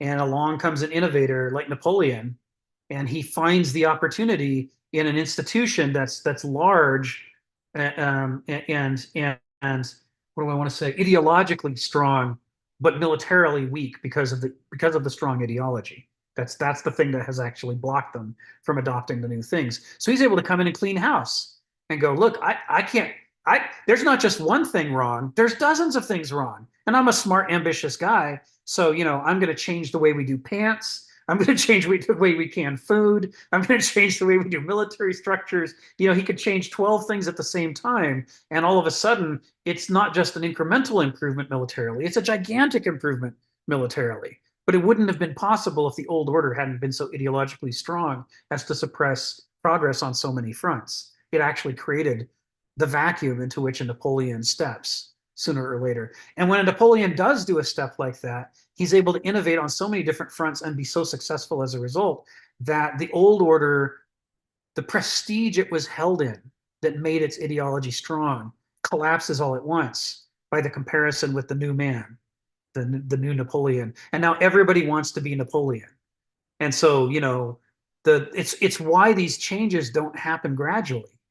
The setup for the change accumulated over time, but the change itself suddenly ratchets over. Nobody wants to be like the defeated side with its moribund approaches because they've now been proven on the battlefield to be inadequate. Everybody wants to be a winner. So they all want to be Napoleon. So they change all those things at the same time instead of just changing one thing here and one thing there. It's why we get this jerky pace. Also, if you want to study it on the smaller scale, you could have the campaigns of Shaka Zulu. Yes. It comes up with an innovative technique in a goldfish bowl. The rest of the world, of course, had sort of bypassed that phase, but within that goldfish bowl, Shaka was the shark. Yeah. He was a big guy. But of course, his downfall was he evolved the military technique. And for a while he won, but then his enemies suddenly realized they had traitors. Shaka had traitors who got annoyed, went off and joined the opponents and taught them all the techniques. And so, he ended up being slammed by his own methods. Right. Yeah, that's got to be a special feeling. It's like, oh crap. Phil, come off mute and tell us what's on your mind. I somewhat think that you overstated the power of controlling thinking. I do admit that happens in a capitalist society. But what failed for the Enlightenment wasn't that, because they thought that people would be reasonable, they could think their way through things and so forth, and that certainly is manipulated. But what they did not realize or did not pay enough attention to is people's desires. And that's manipulating the subconscious level, the unconscious level of desires. And and if you put that together, and feed the market and make people desire certain things, particularly once Pavlov came along, stimulus response, you get hooked on a certain thing. I mean, that overrides your reason of thinking, because you actually want it. You are free. You actually want it. And so therefore you have become addicted. And I think that's the power, is that it supersedes thinking. You almost crave it. I mean, drug addicts have that. I mean, it's like, it's like you can't get off of it, even though you want to. But the desire, and once you manipulate that, it's like, I don't think they pay enough attention that there's much more thought, let's say primitive thought, in the desire that's driven by the unconscious, right? That in a sense, that doesn't surface to the level of absolute consciousness. So I think that's how it becomes so powerful. I mean, much more powerful than, let's say, some authoritarian structure that restricts you in that sense. So that's right. That's how the thinking's controlled. It's just like you say. Yeah. It's through so I mean, which means that, in a deep sense, we're not that far from dogs. As Pavel, I mean, but because there is a part of us that want things, it has something to do with surviving. And if they could put, particularly if they could train you to want certain things that you might not originally have wanted to begin with, but you just gotten so used to it, you really are addicted. So I think that is the power of the market that I think that probably Marx doesn't understand either. So to deal with just things on the surface level, like, oh, people are reasonable, there's this exchange of money and all, they also control that part, but that's more like thinking in a sense, it's like, Yeah. but because they have the desire, people are willingly go into debt. And then they're really trapped in addition. So I mean, it's a real problem. So it almost seems that that philosophy has been replaced by psychology because we all need in a marketing structure to have a psychoanalyst Yeah. to tell us where things really stand. It's like I don't think, whether that's in China or whether that's in the Soviet Union or whatever it was, they had as deep of an understanding of that manipulation because they do it, on a physical level. Or they do have these campaigns, so they do have part of that. But to make you think you freely want something, Yes. that's that is freedom. Right. In a funny way. Yeah. I mean, he says by the working out of their own free preferences. The fact that it's inwardly fated doesn't mean that he doesn't use the word free. I mean, this is where the equivocation is totally necessary to explain what's happening. It is a kind of freedom, but it's a kind of freedom that's a kind of slavery at the same time. And, I think the supplement to what you're saying is, first of all, a dog isn't going to do as much rationalization of its desires as a human being is going to. We'll build a whole framework of reasons and excuses why we freely chose that thing and it's the right thing to choose, and et cetera, et cetera. And the problem is, once we've built that framework, we then don't want to give it up. That's right. So that's what desire surfaces into consciousness. Yes. Rationalization. Yes. Yes. The Interesting. rationalization. And then the other piece that I'm really interested in, it may take another decade or two if I live that long to really think all this stuff through that Kenneth pointed me at, but the role of the unstated nescience. What do we not see? What do we not think about? And when it comes to desires, one of the ways to think about that is atrophy. If I've only got 24 hours in a day and I'm spending all my time buying the new toothpaste and the new soap and the new shampoo and so on, what am I not thinking about? Yeah. I don't have any more hours in a day than the ancient Greek slave had. So if I'm filling it up with all this other stuff, what did he used to think about that I'm not thinking about anymore? And of course, the modern answer is something old and primitive. It doesn't matter. Whatever it is, it's obsolete. And you're more advanced for not thinking about those things. You should feel good about not thinking about philosophy, because philosophy is just obsolete science. There's these ways in which we reassure people not to worry their pretty little heads about the fact that we don't have words for even the most basic things about how we think or how we build cultures or what our character is, or the language is just like lost all this stuff. Well, we also have modern tools. I mean, you think you don't have enough time. Well, Chat GPT will help you think Yes, much more efficiently. So yes. you don't have to worry. I mean, That's right. It'll do all the art for me, so my time can be free to do bitches. So yeah, so there's this way in which people one of the ways in which people are trapped within the labyrinth, and it could be that it's the dominant way. I don't even know yet. I mean, I'm still really exploring these ideas. Is through this process of atrophy.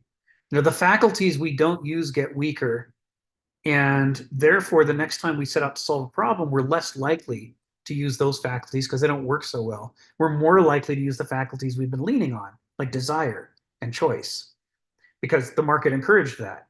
So we get to where we're really good at wanting things and making plans for how to get them, but we're really bad at questioning whether or not we ought to want those things. Is it what's wrong with the entire framework of what we're doing? This part of us is weak. We're not rewarded for spending time. We're punished for spending time in it. So we get bad at it. And then once we start to get bad at it, we make it worse. It's like we're putting our thumb on the scale. And it's really just in order to be effective in the world that we become self-caricaturing in this way. And our strengths become stronger and our weaknesses become weaker. And it doesn't take long before all of the things we could theoretically do, if we hadn't atrophied those faculties, we actually can't do. And we never saw anybody stopping us from doing it. We just don't want to because we're bad at it. Well, that's why I keep saying, that people must have trouble believing me that I was lucky that I was poor when I was young, because so many things I realized I didn't need. Although I must admit, as living longer, I'm broaching the desire a little bit more. I mean, but I was so repressed in that matter. It'll take me a long time to fill up my desire to that degree. Great. Thanks, Phil. Hey, Joe, come off mute. Tell us what's on your mind. So, actually, that was just the tail end of that was very interesting as to what you were just saying, in the sense that should we want something in the first place, and the idea of the ability to even question that. And it kind of comes back to what Phil was talking about with this idea of wisdom and objective reality a little bit earlier. But this is where the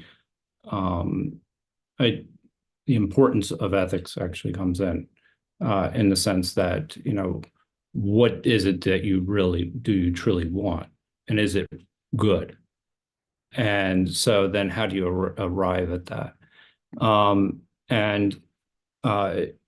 It's interesting because I was thinking about all these, the things that we've been talking about, this, even the how outside forces actually influence things like research and search for truth and things along those lines. But I do wonder sometimes, and kind of talks about this a little bit, is that how there's a gravitation towards one set of friends, one worldview, one ideology in the sentence beforehand. And so and he's talking about that in general. And I'm thinking, how often do we really seek contradiction to our beliefs and in general? And I think that's where I don't know if we actually do all that often. And in my personal opinion, I like the quote that you put in there. I think that is an ideal. I really do. That we could have this contradiction and understand the differences and get along well, and that we can live with this uncertainty. But I'm not sure that people necessarily actually look for that. And so I think what I'm saying is that all about this entire couple of things that I've pointed out with this getting comfortable, it just speaks to the importance again of the importance of moral virtue and as well as intellectual virtue, but and adhering to certain principles and being comfortable with the things that we don't understand. And that's how you can kind of live with those contradictions and accept those contradictions as well. So I think that it's interesting in what the way this whole conversation has been going is that, and it comes back to stuff we've spoken about in the past, the idea of relying on principles in general. But it's an interesting question, because I think people, even if they question themselves, should they want these things in the first place, I don't know how willing they would be to embrace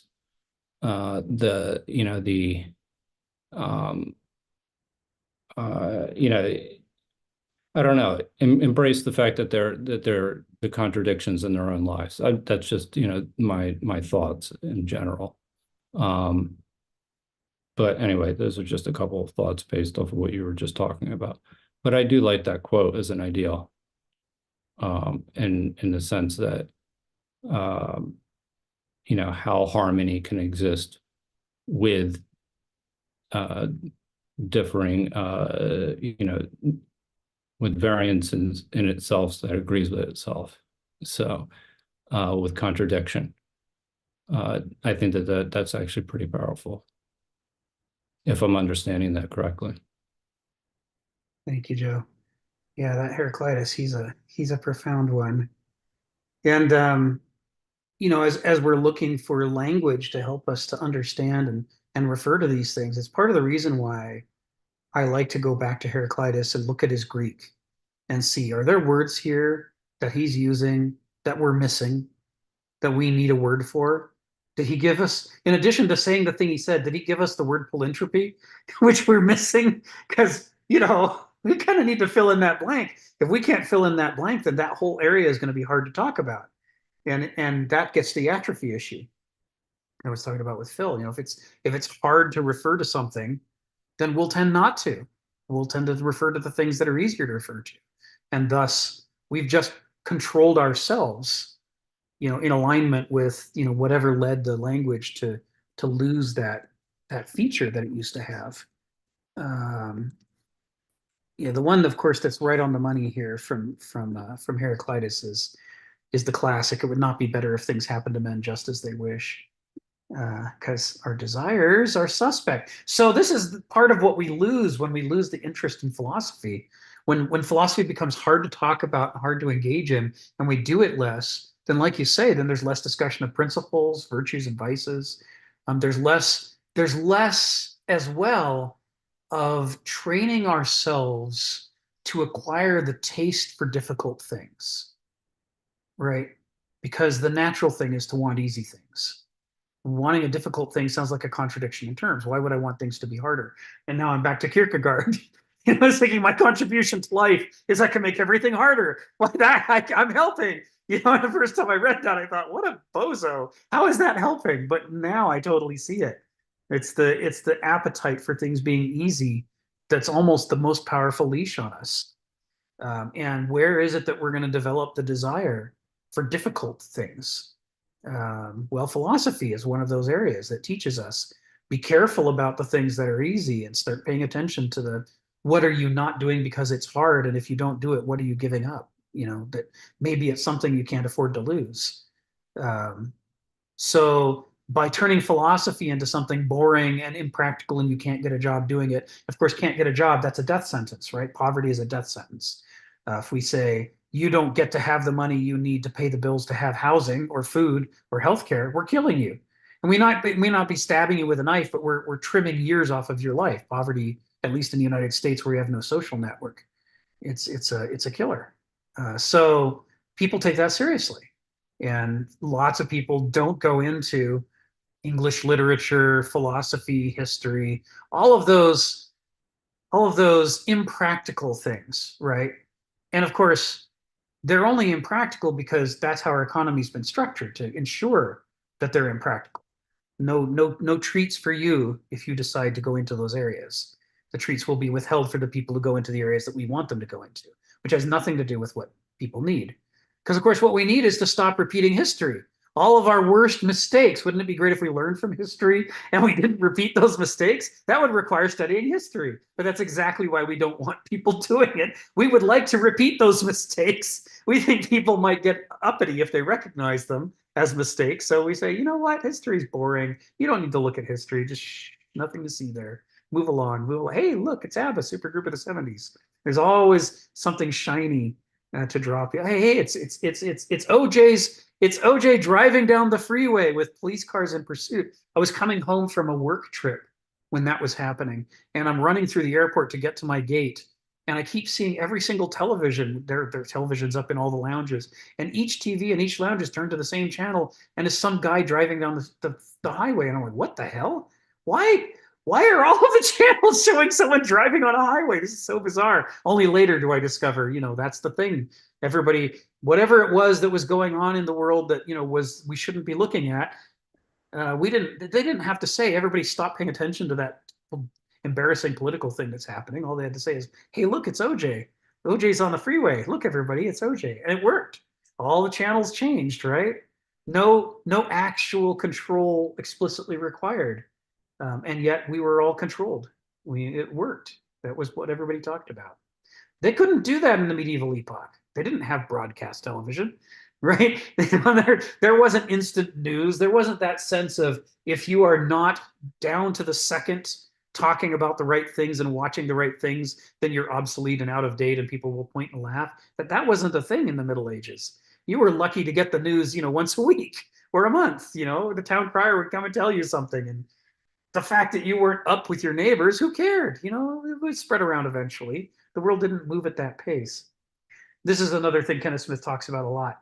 The busyness of the modern epoch is not just something that happens to be a feature of it. It's one of the dominant leashes. If you're busy, you don't have time to get into trouble, like by asking troublesome questions. Stephen, come off mute and tell us what's on your mind.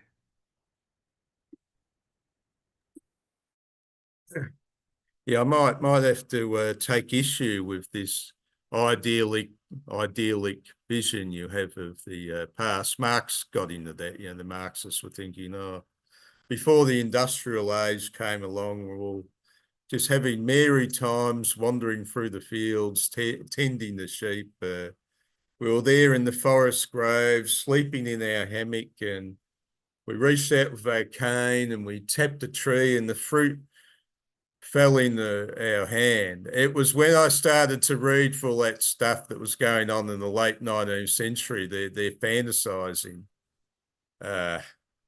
You got to be careful, because the facts can be different. Now, people say I'm a nutcase when I say I remember being in ancient Egypt. And boy, I have to say, the toughest work life I ever knew was ancient Egypt. Being down the bottom and being a common worker was virtually a death sentence. Death was going to jump you pretty soon. Fortunately, I was just that tiny bit clever, and I wrangled myself a job in the temple, being sort of a, temple servant, being a glorified messenger boy. So I got out of the heavy work. I was making mud bricks, unskilled labor. It was a little bit hell on earth, actually. What did people do? What did people think about when they were in that condition? There's a brilliant question for the modern mind of Rick there.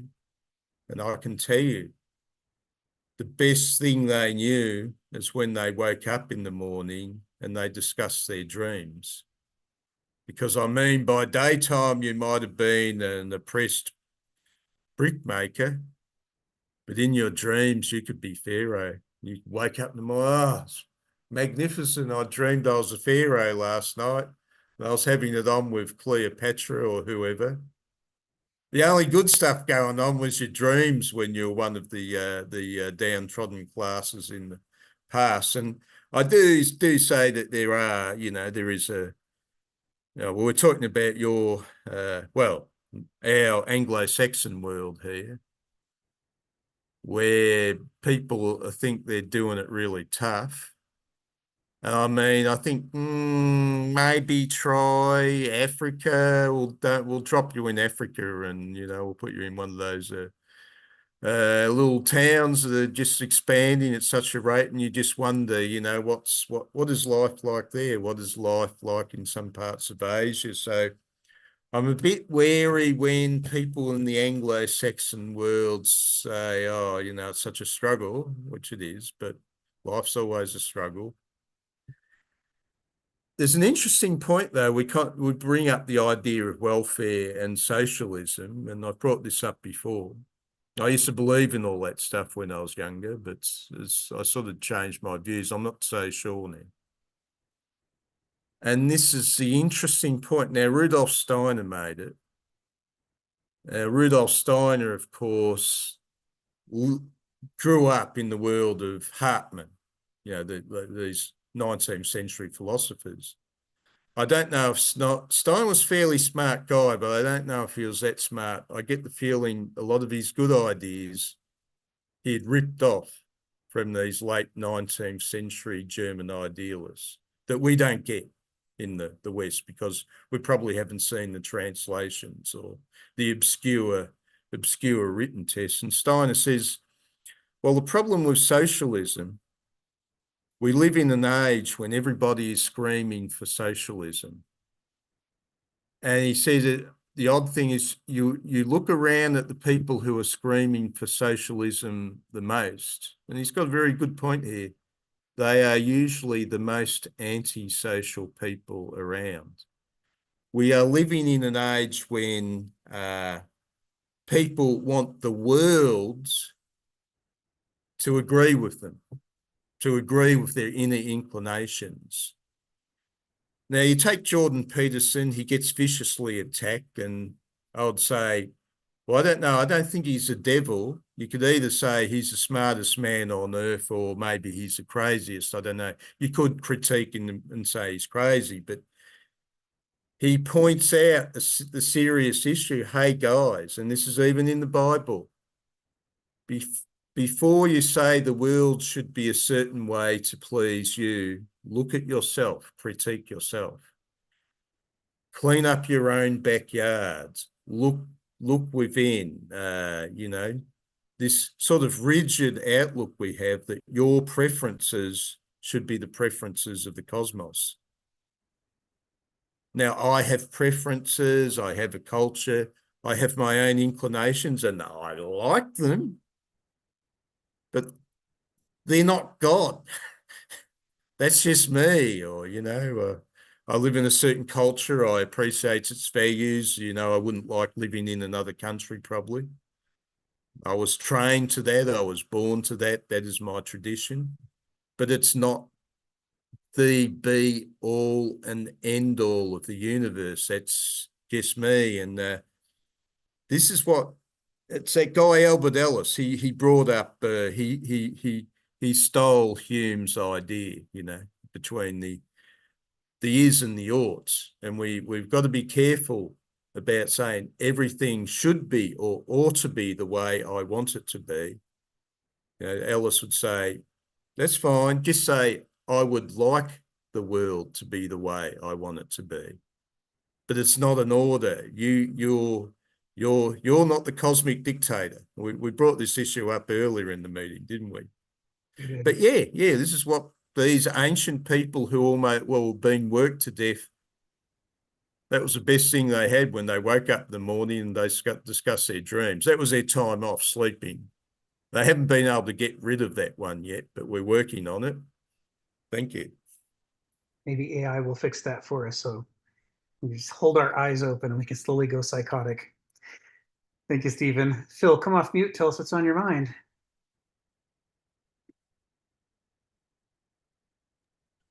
Yeah, I'm going to try to reflect on what Joseph said, but in a peculiar way. I wonder whether, well, human beings does have a tendency to objectify things because it seems more concrete. There's also a sense of what I call the spectacle. I have a feeling the spectacle is a cheap imitation of the sublime. So it's connected in that sense. Because you go to Las Vegas, all the lights. I mean, they seem very, very exciting. You know, it's like, you know, it catches you. And so when I think about Las Vegas and the spectacle, I might have to change my mind to more like the dog. We're more like a moth. We're just attracted by the lights, the spectacle of the lights. We can't resist. We'll fly into it and get burned up, no problem. So, and the reason why I think of that is that not only do we have, you know, outright spectacles, that that's sort of quite magnificent, all the fountains and the bright lights and so forth. So Las Vegas, I'm sure, is at best at night. In the daytime, has to compete with the sun and loses out. So I just saw a program just actually maybe this morning or yesterday, which is economist sort of was criticizing marketing. And he said, yeah, if you take a look at a box of cornflakes, he says, well, maybe 20% of the value is really in the flakes themselves. Maybe another 5% in the sugar. Okay. But he said something like 70% of the value is in the packaging. So when he said that, it just occurred to me like, yeah, so much stuff, it's so much attention play on the graphics of designing the package. You really think this is really good. You open up to the real stuff and it's just like it's practically worthless, but you're paying a lot of money for. And, and that seemed like the spectacle has won again, because you look at this box, it's like, wow, this is beautiful. It's a display, it's wonderful. So once again, like, I guess in a sense, the designer has stolen the thunder out of God, out of the sublime.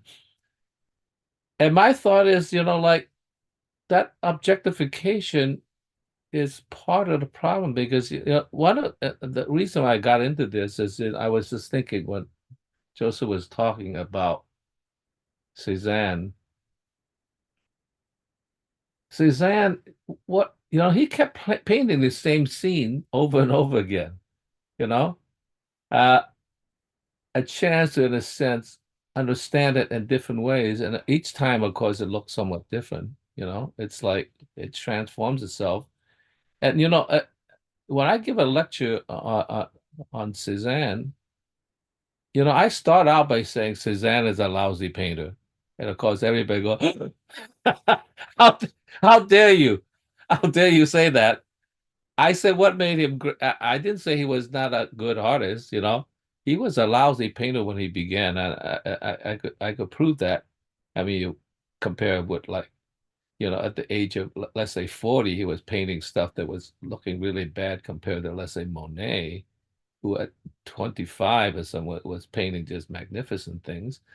And so, but because he worked so hard at trying to figure out how to create an understanding of forms, he actually worked out a way that, in the sense that the figure-ground relationship was interdependent. He wasn't just painting the figure. It was always in the ground, and the ground was always shifting and changing.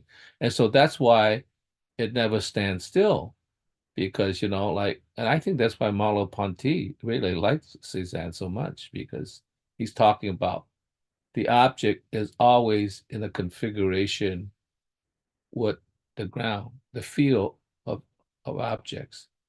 That's that's what Heidegger would call, being. Being does not exist. A tree does not exist by itself, exists in an environment, a ground itself, and changes when you walk around it, and and things move. The deer might move away, and of course the ground changes and changes the whole configuration. And that began to make me understand better the whole idea of otherness. I think one of the problems we have is because we're so objectifying, we're being just so into objectification.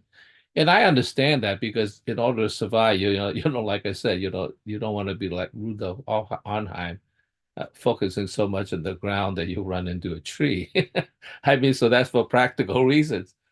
So objectification is important, but I think you have to understand that relationships also have this sort of de-objectification as well.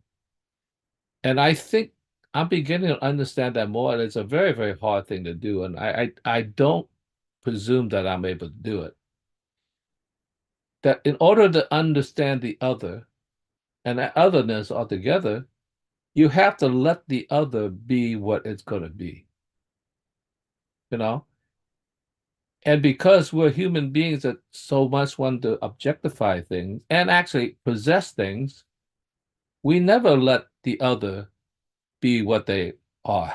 We want to maneuver them into our sphere of influence and so forth.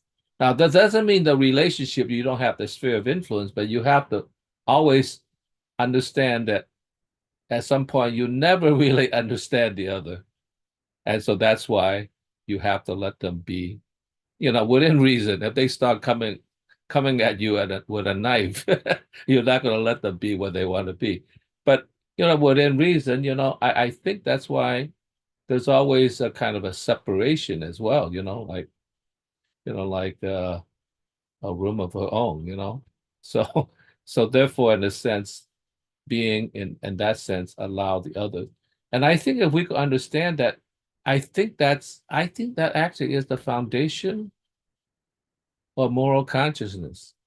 And we never quite get that. We have, the 10 Commandments, we have all sorts of things about relationships and all that. But I think if you understand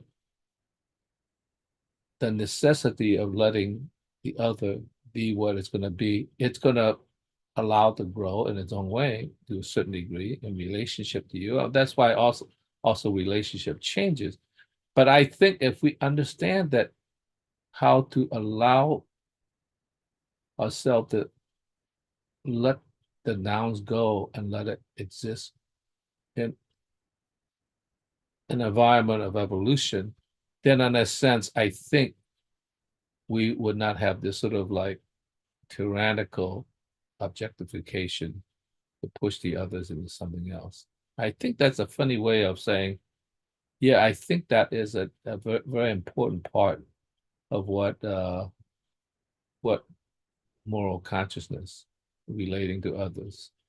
And I think we don't understand that enough because we are so much into being possessive. We go and buy things, we want to handle things, we own things. Like I remember once when I was young, I gave a painting to one of my friends, and there was a dinner together. There were several people there, and this one gal asked me, "Oh, could you say something about your painting?" And the friend that I gave it to says, "Oh no, that's my painting." And I had to back off immediately. I said, "You're right. That is your painting because I gave it to you." Right? It's no longer my painting. If you want me to talk about the art, that's fine, but it's not my painting anymore. So that's but that was a very nice, quick realization that yes, you have to let things go as well. That's it, Phil. Thank you, Phil. Sharon, come off mute. Tell us what's on your mind.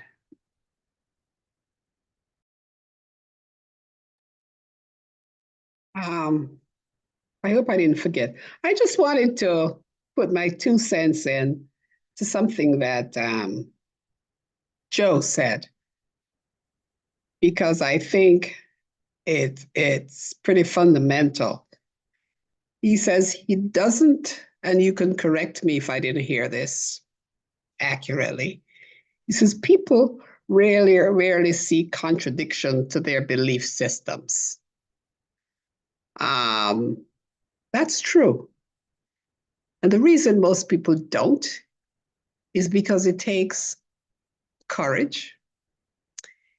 And most people tend not to have curiosity. But courage and curiosity are engagement with the world. And I see that as some of the foundations, as one of the foundations of character. And character is an evolutionary process impacted by situations and experience. And the second thing I like is I like how you can tag all these things to the views of individual philosophers. One day when I grow up, Rick, I'm going to be able to do that. So Heidegger says this, and Kierkegaard says this. That, I think, is what makes philosophy fun. And character is something that we see in our everyday life. We see it in the people that govern us. We see it in our neighbors. But entertaining contradictions is one of the things that make you able to tolerate your neighbor. Right. Right. That's my 2 cents. So thank you, Joe. I agree with Sharon. Thank you. Thank you. Me too, Sharon. I hope someday I'll be like that too. Yes. When I grow up, yeah. Yeah. It's the part that I have a lot of envy for Donald, having spent time actually in Kenneth's classes at the university, because I've only heard about the way that he would have these arguments where he would play multiple philosophers arguing with each other, say, well, this is what so and so would have to say about that. It's like, oh yeah, well, this is what that guy would retort. It's like that ability to really know the conversation that's been going on for centuries and thousands of years, really, and be able to, as a result, hold contradictory opinions without feeling any difficulty. Just willing to say, yeah, well, this is what Thomas Aquinas and Augustine, this is how their argument would have gone on this subject and what they would have thought about each other's arguments. I saw you came off mute, Donald. You had a comment you wanted to make about that. Well, can I just say, I think 1 second, Donald, it adds tremendous perspective to the process, to the process of thinking. Yeah. Right. And again, it comes back to the thing that Joe said, being able to entertain contradiction to your belief system. And a belief system is never, ever firmly established, probably from your name, your name is so-and-so, but it's always evolving. At least that's what I think. Yeah. Thank you, Donald. No problem.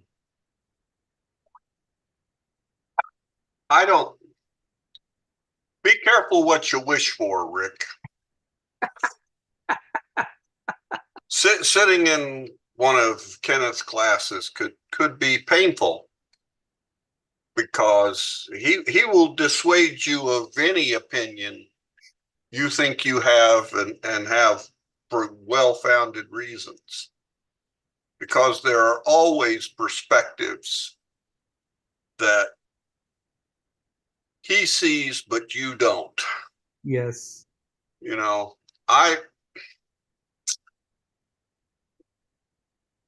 I probably think more about him and his writings in the decades after I was his student. At the time I was his student, it was more painful. Afterwards, it didn't, I don't know, well, it's gonna come out in here, and maybe we should just save it. But when he talks about creativity and perspective and all this stuff, Kenneth is an artist. Yeah. He is a writer. He is sometime a teacher. He does not speak abstractly about these things. So it's good. I'm different now than I was at 20 or 21, 22, finishing up my Thank goodness. Yeah, well, it's I was torn between mathematics and philosophy and ended up making a mess of both fields of study. But one of my math professors gave me good advice, which I didn't take. He says, you have until 25 to experience your entire career in mathematics, because there's no mathematician older than 25 has ever proved a new theorem, or practically none. you know. And he says, and you can have the rest of your life to study philosophy. Well, at least that part I got, although I still read math a lot. But my math skills went away. But getting older, my philosophical skills grew. And he was right. I think in a way I didn't know. Now, it wasn't, Kenneth never offered me such good advice other than, get over myself, or, I'd married the wrong woman or something like that. Oh, well, enough. Thank you, Donald. Joe, come off mute. Tell us what's on your mind. Yeah, and I very much appreciate what Phil just actually offered a moment ago, when and it kind of comes back to the idea of desire. The desire, or the need for objectification, but as well as the need for de-objectification. And I think that that's really important, in the sense that we desire to be right? We desire for our world view to be a certain way. And here's a lot of, there's one of my favorite sayings in the Tao, is in number 32, and it depends on the translation that you look at. There are a number of them, obviously. But nonetheless, they are all saying very similar messages. Like, one is, once the whole is divided, the parts need names, and there are already enough names. And then there's another translation: naming is a necessity for order, but naming cannot order all things. And that is true, because I think, in the sense that goes back to the idea of the de-objectification of things. Not needing for things, not having to have things exactly as we want them to be. Which speaks to the quote that you actually had just put in there. It would not be better if things happen to men just as they wish. And that's true. And because, it wouldn't necessarily work out well. And there's a reason why things don't, happen exactly as we wish. It's part of nature. And so I think that all of that speaks to the importance of desire, and how we actually understand ourselves, and how we can counter our desires, actually speaks to character, which is this section. So that's the thing, is that we don't necessarily need things to be a certain way. And that does speak to what Stephen did say, in the fact that we have to look inward, and we have to look at ourselves first, because that's where things do start. Recently, I actually was had a discussion with someone, and I thought about what I was going to say prior, and I looked at it as best I could, through a lens that was fair, if you will, and I realized, I had a really strong desire to be right, and that it wasn't very clear. Like, it wasn't as black and white as I thought it was, in the sense that I was like, wow, I'm almost, I couldn't get to the fact, maybe this is telling in and of itself, I can't say that I was wrong, but I was really not nearly as right as I thought I was. So, you know, and truthfully, maybe I needed a little courage in that situation. I don't know. But I think that this all comes back to, you know, kind of this, when we think about things, just these looking at this world, the de-objectification process is as important as the objectification process, and measuring that with our desires. And I think that there's a relationship between those two things. And I think that there's a relationship between all of that and our character. Anyway.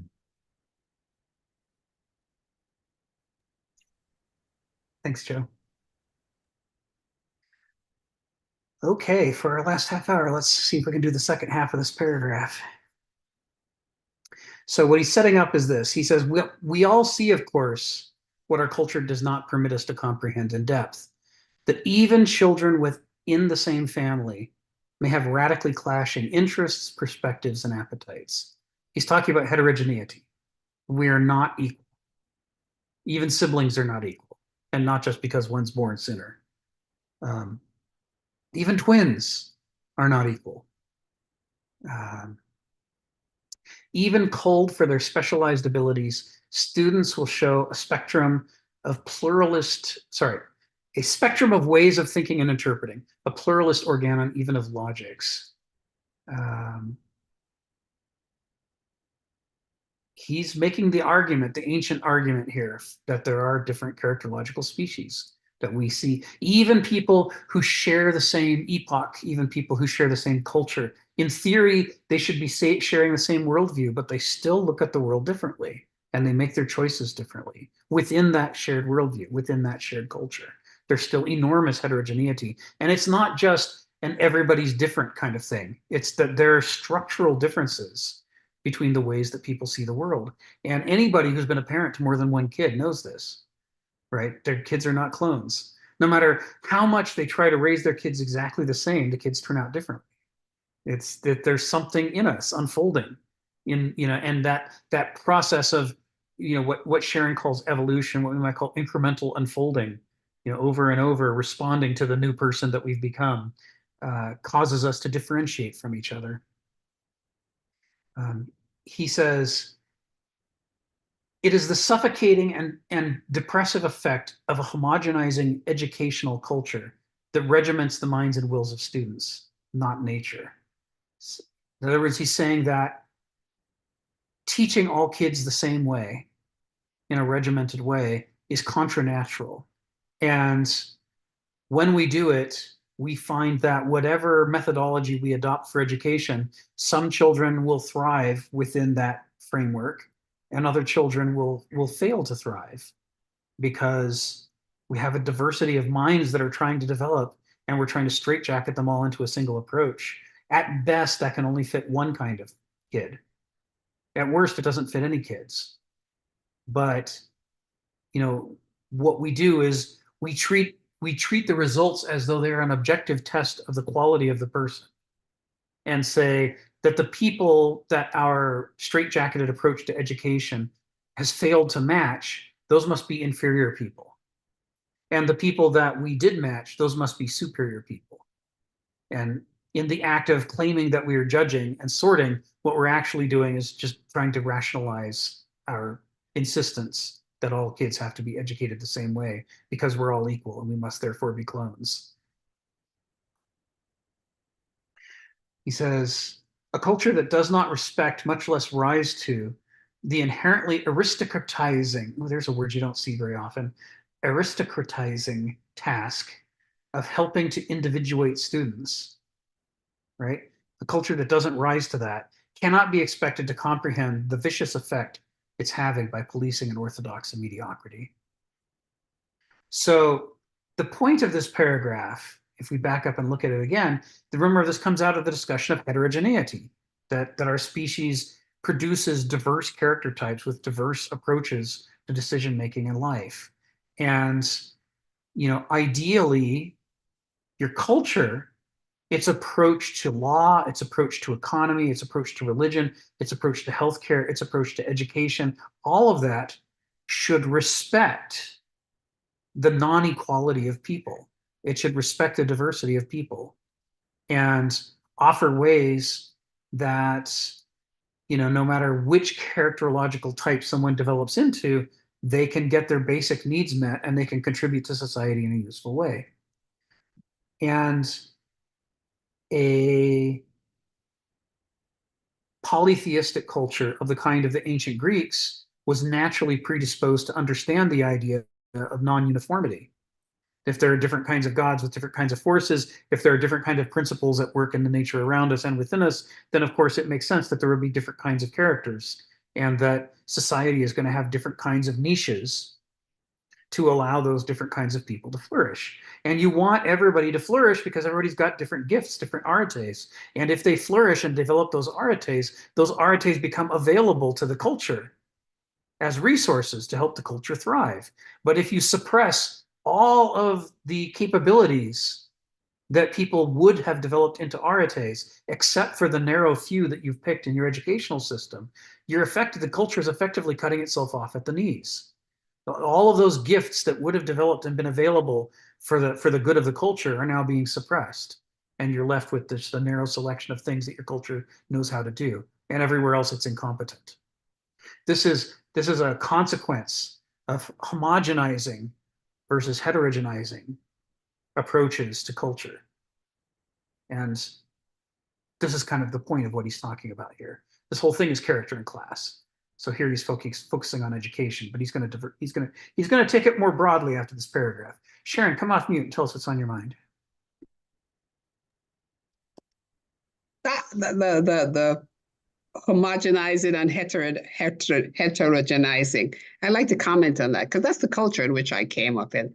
The British culture, where they educated their colonies, they had an education system.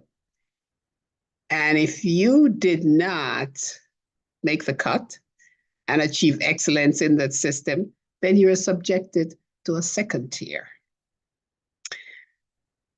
When I immigrated to America, I was very interested to see the leveling and the affording of opportunities to people who were not rocket smart on the first go, but you had a second chance to achieve, because that homogenizing of culture from your very early, 11, 12, you had to be excellent if you wanted to be on the A track, also translated into class.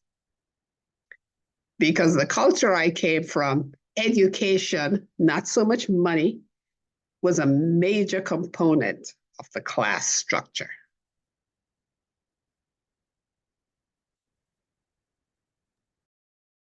Thank you, Sharon. Yes.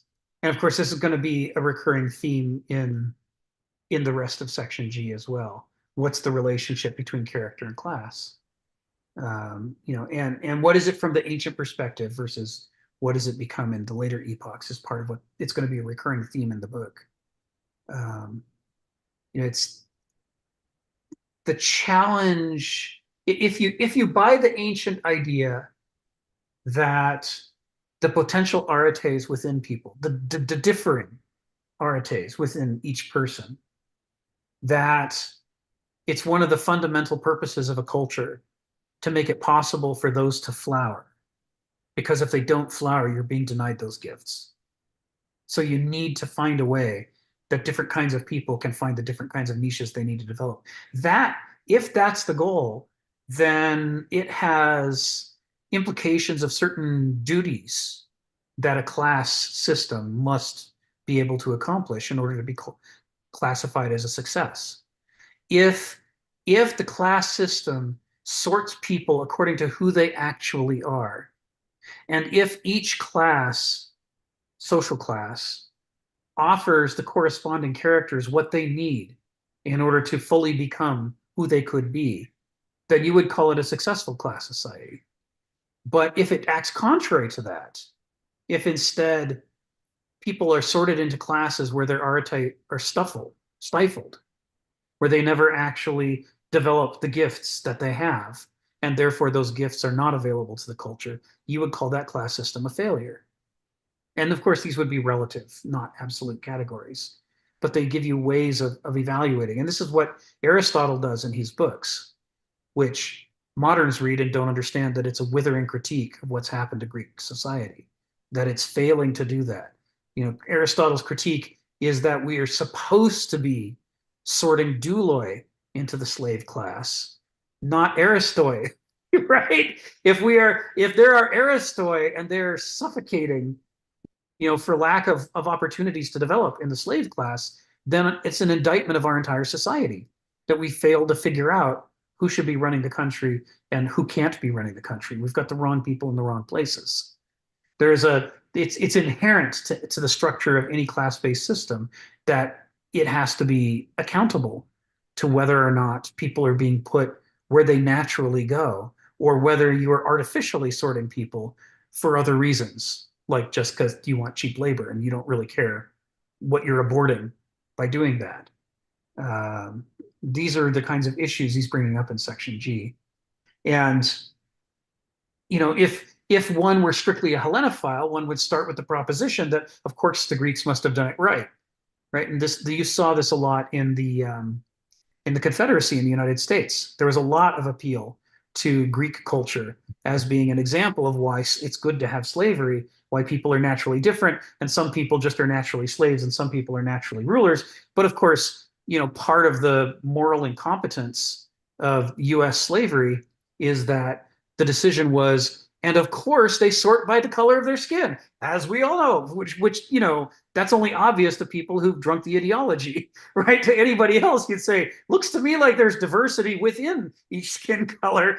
You know, it's not so much between the skin colors. You know, what planet are you on that you're concluding that all black people need to be slaves and all white people need to be rulers? I know countless numbers of incompetent white people. I've been incompetent many times myself. You know, this is the stupidest possible way to divide people into you know, slave versus non-slave classes. Whatever criticism the ancient Greeks deserve for their failures to design a class system that lives up to their critique of how human character works, they pale by comparison with how badly the United States failed at this task. It's like ours is like a cartoon version. We're not even really seriously in the game. And of course, it's full of dangers, because what are the lessons of both the ancient slave order and modern industrial slavery teach us is that the number of ways to go wrong and how badly you can go wrong, well, it rises to the level of crimes against humanity. I mean, if we're talking about evils on a vast scale. So there's an enormous amount at stake with this question of how do you structure a society that, rather than artificially treating everybody as clones, which we're obviously not, how do you set it up so that there can be a diversity of roles corresponding to a diversity of characters? We don't really have a lot of great examples from history. We have a lot of the other kind of example from history. Donald, come off mute and tell us what's on your mind. So somewhere in here, I just had a comment that and I think you're either saying it or implying it, that a society that doesn't doesn't perform this aristocratizing or whatever, however that word is, doesn't just fail the by nature aristic. It fails everybody. It fails the non-aristic too. And I sort of see where he's talking in the previous sentence. It's the suffocating and depressing effect of a homogenizing educational culture that regiments the minds and wills of students, not nature. It's the ones that don't get aristocratized. They don't get their natures fulfilled either. And so we don't find out if we have the best damn plumber we've ever had, or you know, a skilled carpenter or electrician or whatever. We and that to me, I was just reading an article the other day about the state of California and their board of regents, that they've gone, what they tried algebras for everybody for a decade, and then they tried algebra is for nobody. And you know, that it was, early algebra was letting some heuristic math students get ahead. And I think they didn't say it in the article, but I think that it affects applying for the best universities in the University of California system. You need to have taken all these AP classes. And so they were going to make sure that they leveled that field. But the things didn't really change. You know. And now they're going back to, well, if you want to take algebra, I guess you can take it, but it's going to take them, I think they said until 2027 or 28 to get the standards all rewritten again, you know. But it's one of these things where they've tried all the boxes to put people in, and now they're just finally going to have to relent. It's like letting people explore their nature, or helping. More than that, this is not letting, this is helping, assisting, seeing things. You know, I've talked before about, I depended a lot on the school I sent my kids to, because art and music were not things that my wife and I could expose our children to, you know. But we knew they needed, well, there's no reason they shouldn't do that because we can't do it or weren't exposed to it. Let them find out. And they did. And I was happy for it. Well, anyway, I think this is one of the more critical things, that, because I think we somehow have the idea strongly that we can just stop the top from getting so far ahead. We've got an educational system that will better service those that aren't there. Whereas if it's not sensitive at all to the individual natures of its students, it's going to mess them all up. So, enough. Thank you, Donald. Well, you know, part of it is that education done right, if you actually teach the student, not the subject, if you actually pay attention to what the children are ready for at each stage in their development, that's hard and expensive, right? Now, granted, it's not nearly as expensive as raising an entire generation incompetently. Nothing's more expensive than that. Well, every household in the U.S. should be given a Greek slave to educate their children. The Roman solution. Phil, tell us what's on your mind.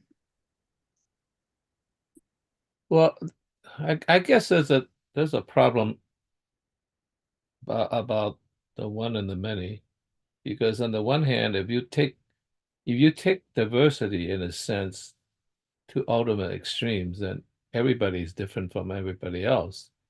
And so you don't have a society in which everybody is like a different category than anybody else. I mean, there has to be a unity. I mean, in a sense, like an orchestra is a reasonable example. I mean, there is a violin section, there's a viola section, there's a trumpet section, all that, but they work together. But even in the violins, you know, you could say, yeah, there's a difference because the first violin is different from the second violin, and so forth, you know, concertmaster.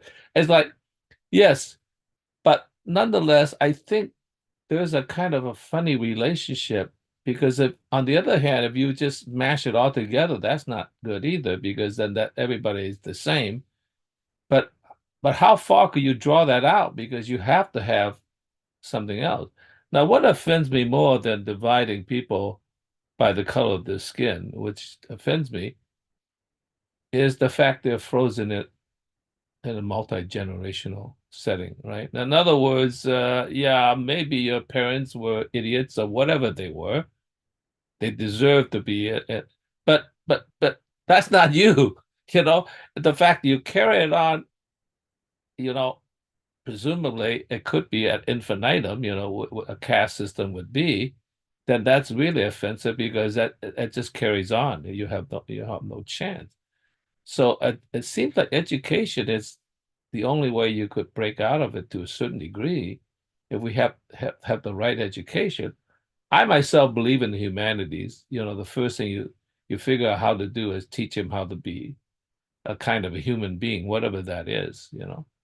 And then only after that, then you begin to say, I don't know how they would classify. You could continue in that, or you could just say, oh, you know, we have an economic system. We need so many people in this sort of very diverse economy, so many things, and maybe that's how you train them in a sense. But you have to actually begin them with a, you know, a kind of human base because they have to live within a society and have some relationship with others. Otherwise, you just have a bunch of, I guess they learn how to be human beings in a sense just by living to a certain degree, but they wouldn't have a kind of formal training of some sort. The fact that that's being cut out to a great degree because it's just like I said, you know, I was partly it's because of my aptitude, partly because of my discipline and determination, but partly because of my ignorance. I went into art. I mean, like that was a. I mean, in retrospect, if I had known, I mean, I knew it was going to be difficult. Okay, so that was a determination factor, and I knew what I wanted to do, so that was driven by my desires. But if I had known how difficult it would have been, I might not have gone into it. And you know, so am I going to compliment ignorance with my salvation? I mean, in a society that's a little bit more loose in terms of the job prospects, maybe you would tolerate ignorance to a certain degree, you know? It's like, but you know, what for instance, when I was teaching art, you know, I always have problem, particularly when I'm teaching it in a working class community, a lower class community, because I know how difficult it can be. It's a little easier when you teach it in a sort of upper class school because you know they'll survive somehow. You know the parents will take care of them. So in some sense, it's like, yeah, I was in many ways happy when I taught. Well, I was unhappy, but I was also happy in different ways when I taught in Youngstown State because it was a working class school. And I taught graphic design. So there was actually a hope for them to get a job, you know, and so it wasn't like yeah,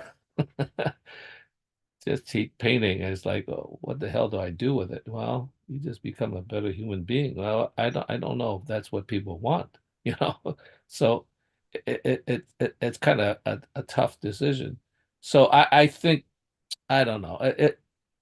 I think you have to figure out some system that begins somewhat in a loose fashion before so that they could find out who they are, what it is to be a human being. And then from then on, you could maybe teach them a technical skill because we do have to survive, you know. I mean, I suppose if you were still Neanderthal, you wouldn't quite need that. You just go out, do what you're gonna do. But now we have so many things you have to learn. Nobody could learn all of it to begin with. So you could just forget about that. Maybe back in the days of Aristotle, you could come very close to learning just about all of it, but you can't do it today. I couldn't even begin to think that I could be a computer scientist or a physicist, you know. I mean, I could hear about it, but to get into that kind of thing. Well, I wouldn't have the intellect, nor would I have the patience. I would be so bored, that I just like, this is not for me. So yeah, it's a problem. We're not doing it right. And one of the deep problem is, you criticize, well, we don't have the right education system. That's because we constructed a society. If I was rich, why in the hell would I want to pay for your children's education? I just send my kid to a private school. I mean, that's the problem, because we have not absorbed the humanity of thinking, yeah, those kids that not your kids, they're also part of the society. And we don't appreciate that because we don't have enough of the background of understanding what the humanities are. That Right. Each is the sum of the total as a whole. You have to think about that. That is part of the task of civilization, is to and I, to that degree, I actually believe that you need to supplement the people who are at the very bottom, because they also, even if they don't contribute as much as they should, they are part of society. So I mean, we do that to people who are handicapped, I mean, like, sure, they're not carrying their weight by and large, but we allow them to be human beings, for heaven's sakes. Thank you, Phil. Stephen, come off mute. Tell us what's on your mind. So, I'm out there to struggle with all the welfare warriors. And when you think about the United States, you think, oh, gee, couldn't the US government be handed out more welfare for the American people? Great. Don't forget that America has now become a net debtor to the world, that America is literally borrowing money from poor countries, Yes, to give their own welfare recipients a better life. now mostly it's our military. Well, actually, the American military, the budget for the military is not as big as it was. It's, I think it's only about 3.5% of the GDP now. Or you go back 30 years, it used to be double that. And we keep But, raising. but you you want to also have shrink to the factor in the military? VA. Okay, I'll let the Don know as we're going for the American government. I'll let our glorious leader know that you want to shrink the military. We'll It'll be a popular opinion. We'll contemplate that one. I'm sure to get elected with that. Steve, it's worse than that. We borrow money from them, we inflate the money, and we give them back cheaper money. So Right. we are actually stealing from them. I mean, let's Yes. get that straight. Yeah, yeah, I'm vaguely aware of that one. Yeah, I know. Yeah, You we're learn in the house of cards over here. That's the secret of the American dollar. America can pay off its debts by printing its own money. Right. But okay, you guys, you've got this trip that you want to, give every person, every human the good life. And I look at humans this way, and horribly, I even have to look at myself this way, although I might try and fix that up. But I am just one of the many. I mean, if there's a God, I do have beliefs in a supernatural. He must be spray and pray like American soldiers, because I see seeds shot forth in such multitudes that this God must be an experimenter, Which seed's going to grow up to be the good one? Now, is every sperm sacred? Does every sperm deserve to meet an egg? Okay, Rick. I have heard some of the humanists come up with this one. They've gotten so crazy lately. They'll literally say this in meetings. They will say, one day we're going to have to get all the meat-eating animals off eating the deer or whatever it is. So what sort of a future are they imagining? Are these humanists going to fly around in helicopters? Oh, look, there's a hungry lion. He's about to stalk that deer. Drop down. Naughty line. Don't do that. Here's your cat food. This is how crazy it's gotten. Okay. Here's your trip. You're walking along in a oak grove. There are acorns all over the ground. Now tell me, every acorn deserves to grow into a tree. They all ought to be given space to become a tree. Maybe the humanists can run around, scoop up every little acorn and find some virgin space on the earth, which I don't think exists, and plant that little acorn to make sure it grows into a tree. And unfortunately, I have to look at humanity the same way. Every human has some type of potential, but the way nature works is only so many might make it in some way. And I know the humanists have this religious view, which is different. But I think the facts speak differently. Sorry. Thank you. Thank you, Stephen. We'll so one of these days we'll schedule a special session to talk about these interests. They are recurring interests, I know, for you. But in this case, the Greeks weren't thinking about education as a privilege or some kind of expensive good that has to be paid for somehow.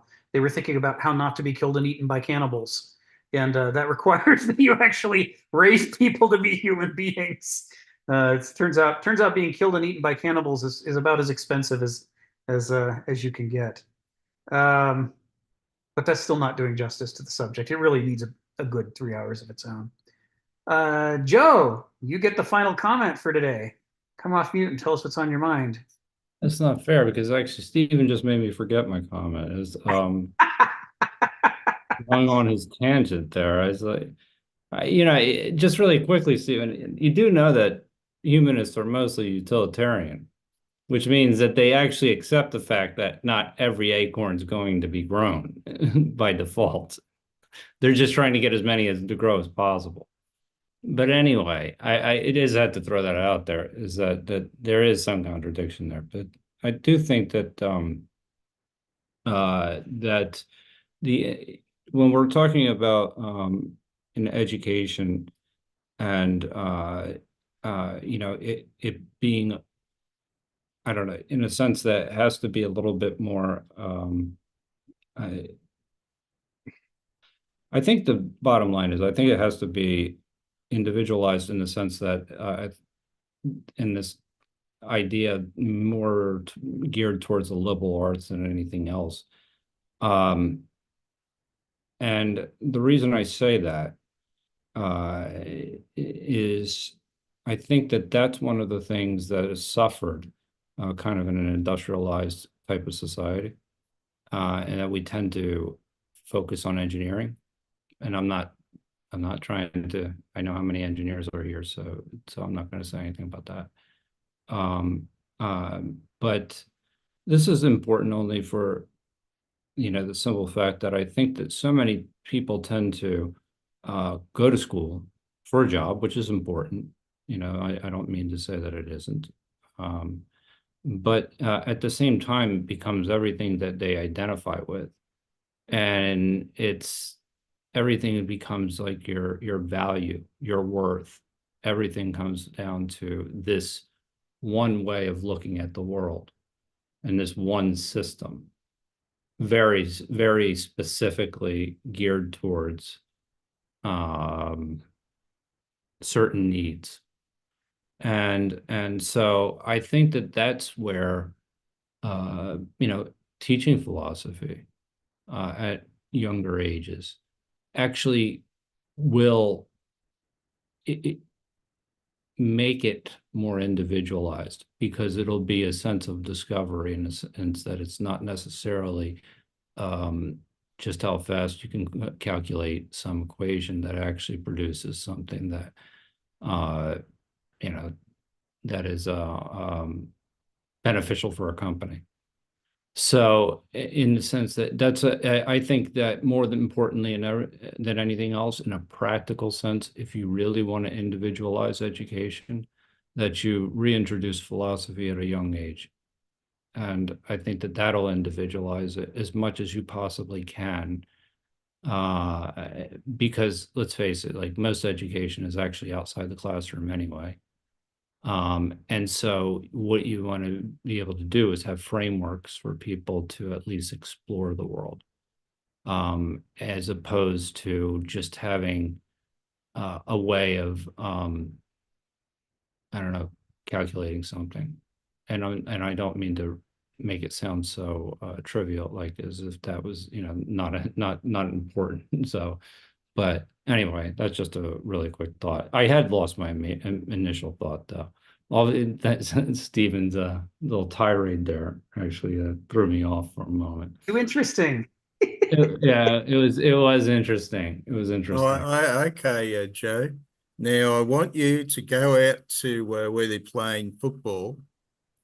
Walk into the American football or what? university football, as we were discussing before. I want you to march out into the middle of the ground and preach the participants to give up their wicked ways and begin studying philosophy.